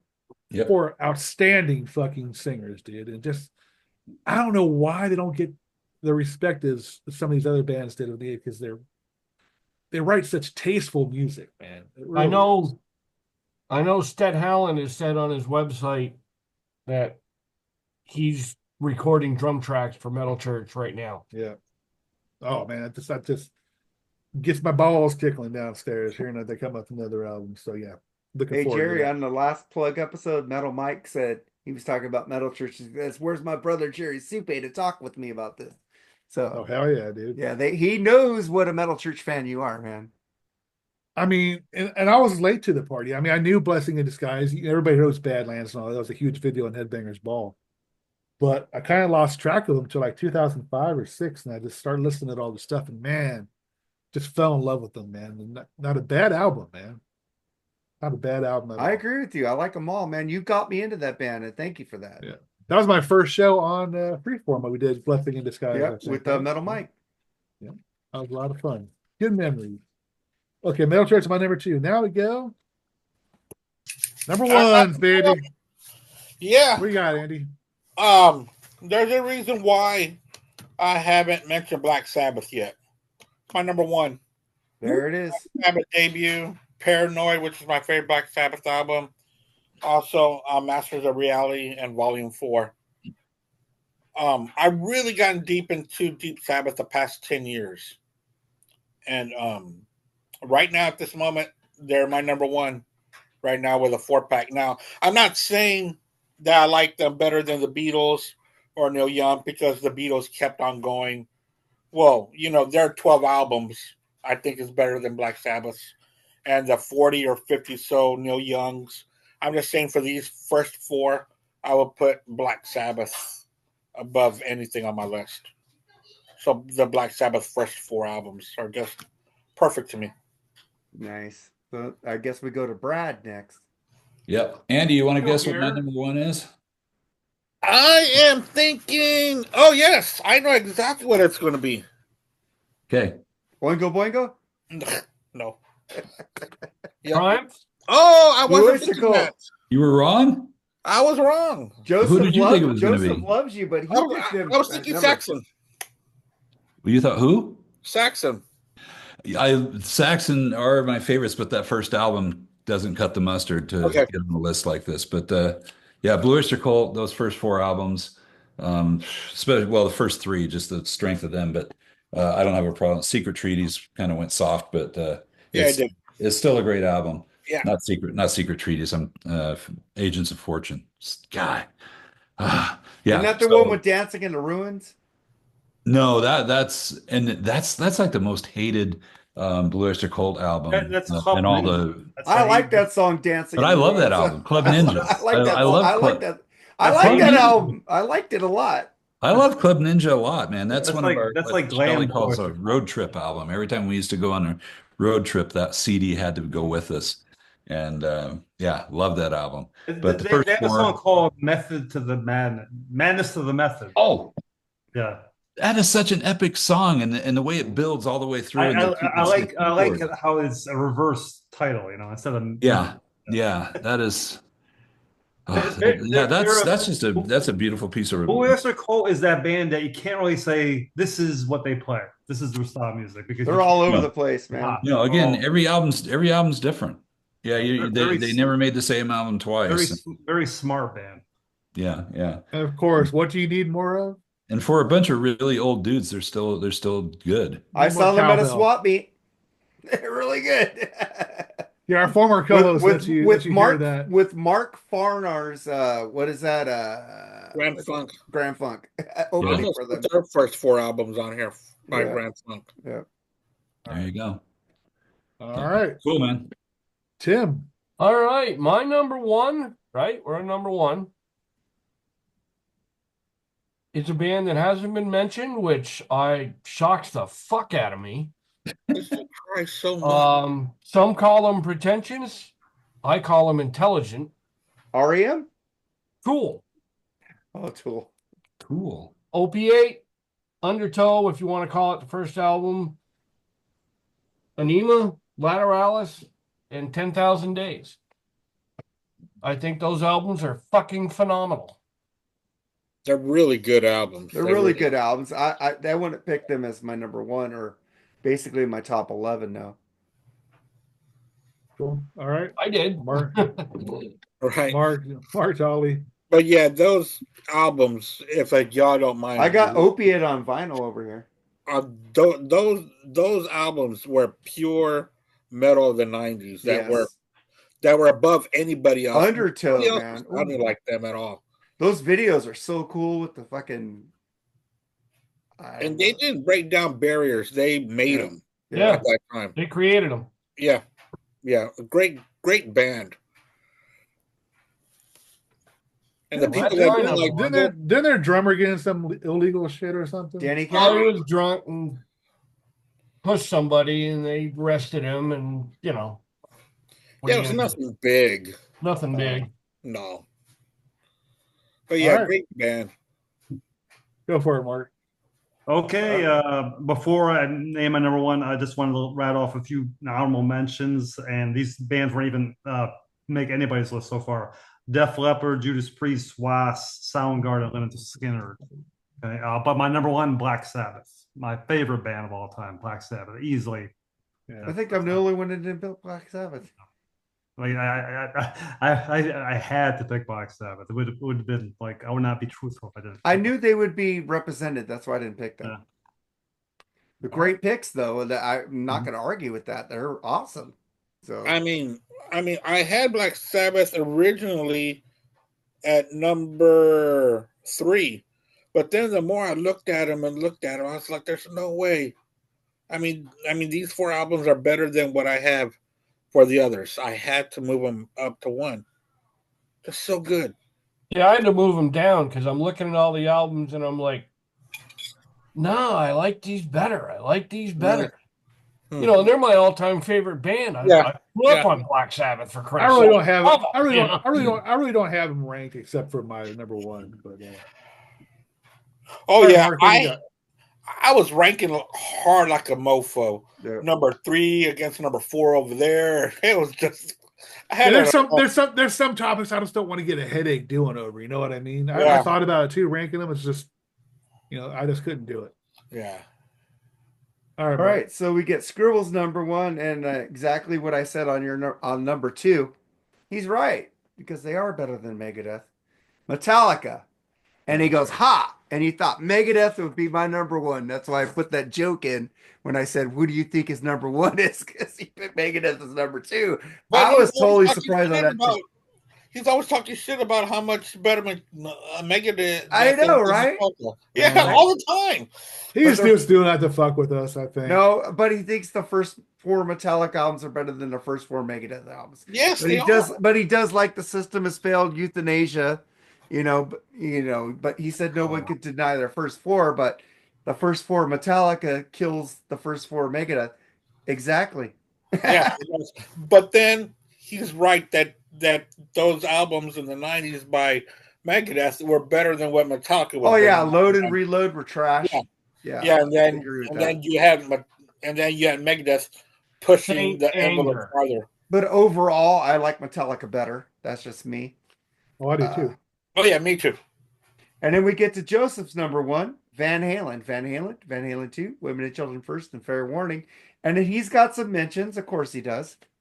Honorable mentions, Breaking Benjamin, Saturate, We Are Not Alone, Phobia, and Dear Agony. Kansas, Song for America, Mask, and Leftover. Whoa, somebody picked Kansas? Yeah, Joseph, honorable mentions. Joseph. Honorable. I'm surprised Joseph picked that as an honorable mention. I know, right? He loves Kansas. That's good. Regular. Then he so picked he's the guy. Eagles. Eagles, Desperado, On the Border, One of These Nights, Queensryche, The Warning, Rage for Order, Operation Mindcrime, Empire. He didn't even pick the EP. Ted Nugent, Free for All, Cat Scratch Fever, and Weekend Warriors. Those were his mentions, man. So that was our episode, man. Do I get to pick my number one? Oh yeah, go ahead. Oh wait, I didn't pick my number one. Yeah, exactly. Jerry, you're just a scab. So hey, Jerry, what's his name? Jerry. I didn't pick my number one either. Oh, I know what your number one I forgot about me and you. I know what your number one is. What is it? Chicken Foot. They had 2 albums. No, they had 3. 1, 2, 3. Ooh, great album. No, they skipped the 2 and I know. They went 1 to 3. So what do you guys think my number one is? Van Halen. And Hagar. That could be a different band, but what do you guys think my number one is? Not a different band. They are a I different don't know, band. but it's not Rush, and Rush hasn't been No, brought up yet. Andy picked it earlier, and it kind of pissed me off. I didn't think. Is it really? Yeah, he picked it. Pearl Jam? No. Oh. Let's fucking say it. Tom Petty and the Heartbreakers. Oh, of course. Yeah, Tom Petty and the Heartbreakers, 1976. You're gonna get it, 1978. Damn the Torpedoes, 1979, and Masterpiece, Hard Promises. Hard Promises was what, 81 or 82? 81. 81. And you know, when you look this up on, like I picked, what is the first 4 Tom Petty albums? Because I want to make sure. They said Radar Love with this 4th album, and it had Stop Dragging My Heart Around. Fucking Google AI, you're an idiot. There's Radar Love. There's no album called Radar Love by Tom Petty and Heartbreakers. Fucking golden earring shit. And they said the songs that were on there were Stop Dragging My Heart Around. No, that's on Stevie Nicks' That's on Stevie album. Nicks' belly. I know. Album. I was laughing my ass off. I go, that's Hard Promises. Is the 4th album, stupid Google search. Once again, I gotta tell friends at work, don't always rely on Google. Right? I looked at that and I go, Radar Love by Tom. There's no album called Radar Love by Tom. And Stop Dragging My Heart Around is not on that album. I'm like, I tell people at work, if you don't know the answer to something, ask me. It might not be right, but it'll be an entertaining answer. Yeah, but I was laughing my ass off when it came up with that. And then I did a search for Tom Petty and the Heartbreakers Radar Love album, and it came up with Golden Earring. Wow. Yeah, Golden Earring did Radar Love, bitches. I'll bet you the members of Golden Earring would love to have the royalties from that song. All right, man, Jerry, your turn, man. Well, I mean, my number one is obviously obvious. It's Beyonce, of course. I mean, come on. Yeah, all the She's single the ladies. fucking best. Hey, Yeah, man. Beyonce Put a ring on it. Destiny's Child or Put a Beyonce? ring on it. Yeah, I mean, I don't know. I think I have to go. Maybe I think Beyonce's better on her own than Destiny's. Fuck that.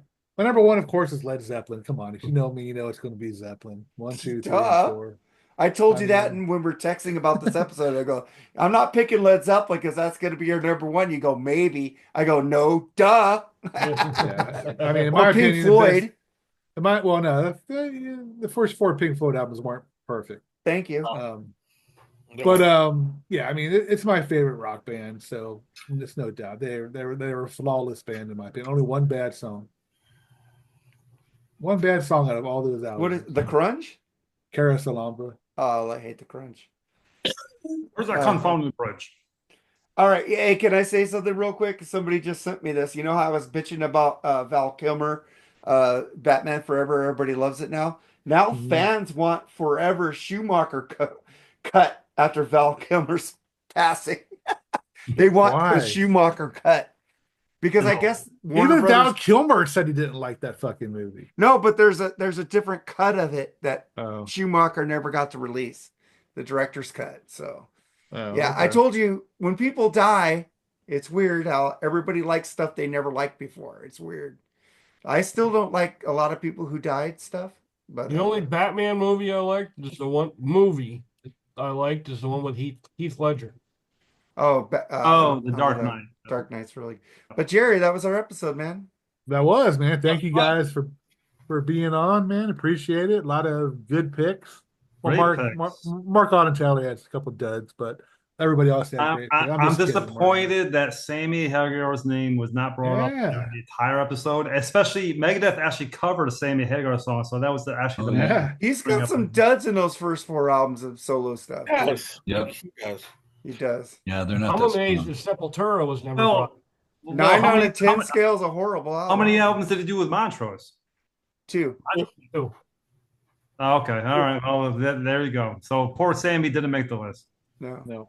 Maybe A next lot time. of, lot of people are like this. And speaking of Montrose, Brad, I've been getting into Gamma. I love Gamma. Oh, cool. I got Thank 1, you. 2, and 3 on vinyl now. So thank you. It's a very interesting band. No, I'm glad you like it. Yeah, I want I do. to hear more about that sometime. All right. Gamma, Well, let's- Gamma highly underrated. Those first 3 albums, fantastic. The fourth Okay. album's kind of That's why. Otherwise, if the fourth album had been better, they would have been on my list. Oh, well, the 4th album was done like years later, right? Oh, yeah, Like, yeah, and it's just like 10 years later. yeah, they got lost. Yeah. But yeah, Ronnie Montrose, fantastic, and Yeah. that band, Good stuff. Yeah. yeah, great. all right. Tim, what do you got going on, man? absolutely nothing. I thought this time you had something going on when we'd ask Absolutely you that. nothing. Well, you're on with us tomorrow night. Are you going to be on with us next week with our best 4th album by a band? And don't pick any of the 4th albums that we just picked tonight. Well, there's one that's No. going to be on there. Pick different albums. I'm not picking No, the you first pick the 4. same albums if you Because I want. was No. like, I already got the list. No, don't be lazy. Pick another band. No, but that's the reason why they're on this list. Yeah, but there's Yeah, other you think they're the best. there's mentions that I didn't mention that I can mention next week. Yeah, You know what? but- Fuck it. I'm changing it. We're doing 5th albums now. 5th albums would be cool. Ooh. So Anyway, And 5th album, 5th Angel, whatever. so you're gonna be on next week, Tim? No.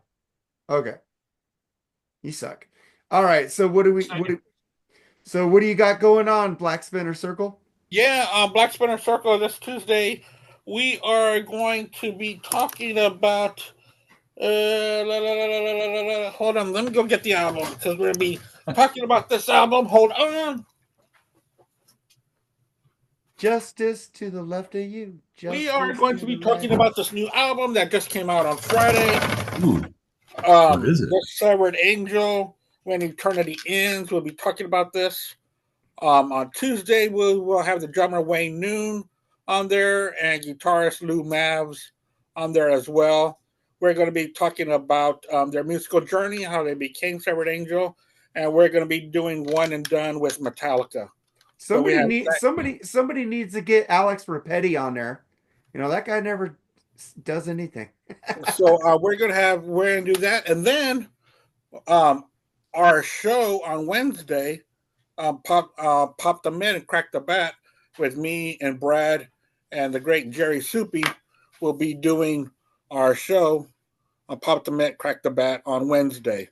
How are we doing? We're doing our show on oh Wednesday. shit, yeah. Oh fuck.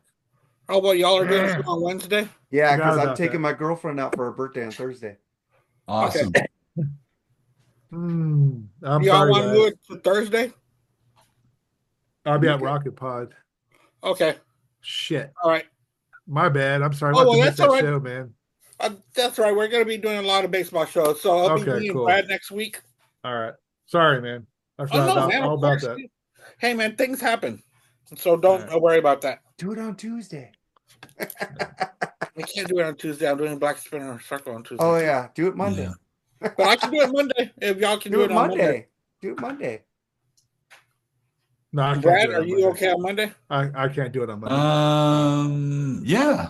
Yeah, it's a Okay, travel day. well, Let's you do it. still can't do it on Monday. So Yeah, let's this is gonna be a great episode because I'm gonna throw we're gonna do lightning round over under.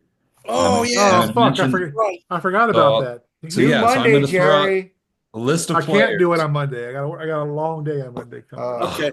So let's keep it on Wednesday, Brad. Yeah, Jerry's kind of important to this whole thing. Save it. Save But it for the next one. we'll work it out behind the scenes. Yeah, we'll figure something out. Do it Yeah. Sunday. Sunday works. Sunday Sunday, works for me too. I don't know. I'll let you know. Maybe. Don't you like how Mark just volunteers people? Man, no shit. Hey, because I know Jerry wants to do it, but we're doing our Wednesday. That's We'll figure something out, man. For real. All right. There you go. Even if we do it before, do you want to do it before BS sessions? I don't All think right, I'll be man. home. I won't be home from work in time. But Okay. I'm sorry, dude. I can't. No, we will figure something out. It's okay. I know Unless we can do what it. it is. It's me. It's Jerry. Jerry's Yeah. I had enough of you. I had enough of you. I had enough of you I'm already. done. sorry, my girlfriend's Done with birthday's Brad. on Thursday. I'm taking her out to dinner, so Well, Yeah. really, where are Dude. y'all going? I don't know. She's gonna let me know. Yeah, happy birthday, man. Yeah, she's Happy awesome. birthday. That's wonderful. Yeah, That but is. I took my wife to In-N-Out Burger. liar, you hate it. Yeah, wait. Not Whataburger? He hates In-N-Out Burger. He's a hater. Of course. I know he Brad. is. I wouldn't take her to a burger place for her birthday. No, I'm not taking my girlfriend to a burger place on her birthday either. She's gonna decide. She goes where She's already wherever pulled a she gun wants. out on me once. I don't need If it. she wants to twice. go to a burger place. No, I'm kidding. All right, so then tomorrow on Freeform, we Mm. got a great episode. We're doing Kiss Asylum with Bushy and Chris Sinzak in a car. He's driving in a Ooh, yeah. car doing the episode. Nice. So, Chris is a good name. it came out pretty good. I liked it. So check out our review of Kiss Asylum, and You guys talk about the off the soundboard in San Antonio? we didn't know about that then. Oh, That wasn't talked about yet. This is 4 weeks ago. because the Paul Stanley rap during that album. Oh, the Love Gun rap. It's Yeah. even worse than Animalize. Yeah. I don't know how, but he's so cringe during these raps. It's bad. Yeah, I wear the it absolutely- 501 jeans. Yeah. And the tight ones. Yeah, and even Ralph Vieira goes, I can't believe people think he's a top front man. And he loves Kiss. Yeah, it's David Lee Roth. I will agree with that. But thank you guys for being on the show, man. Jerry, sorry for fucking up your week. See you, Jerry, tomorrow, and see you, Tim, tomorrow. You guys have a great weekend, man, and rock on, man. Thank you, Brad. No, Love thank brother. you. Thanks for thank having you me. guys. We'll get All you right. on some more shows, man. And we'll even let you pick a topic one day, dude. You could pick a topic. Yeah. Give us a top 11 something. Yeah, Movies. we need to go back. We need to go back to anything. the guest picks. Yeah, Yeah, because we're getting tired. We're getting old and we can't think. Jerry recycled the fourth album next week. So, I can't think of anything. I'm like, fuck. Just Well, you we're in the fourth month. Let's do the fourth. all right, the fourth Al. month. Okay, Al. So, Al Hooder, fuck, do the fourth. he's taking your shit now. I'm ripping off Al now. You're ripping off Al. All Well, right. you're ripping out Black Spinner Circle, but Yeah. that's all right. All right. Sammy Hagar in a circle, man. Later, guys. I got it later. Bye. Go Stros. Go Dodgers. Hey, Go they ran Reds. tonight. Hey, Fuck the Reds, Reds. you lost 1-0 again. Sorry. The Reds lost 1-0. They are driving me crazy right now. You lost again. It's insane what's going on with the Reds. 1-0. All right, guys. They can get more torpedo bats. That's Yeah. All right. Take it easy, man. All right, bye, guys.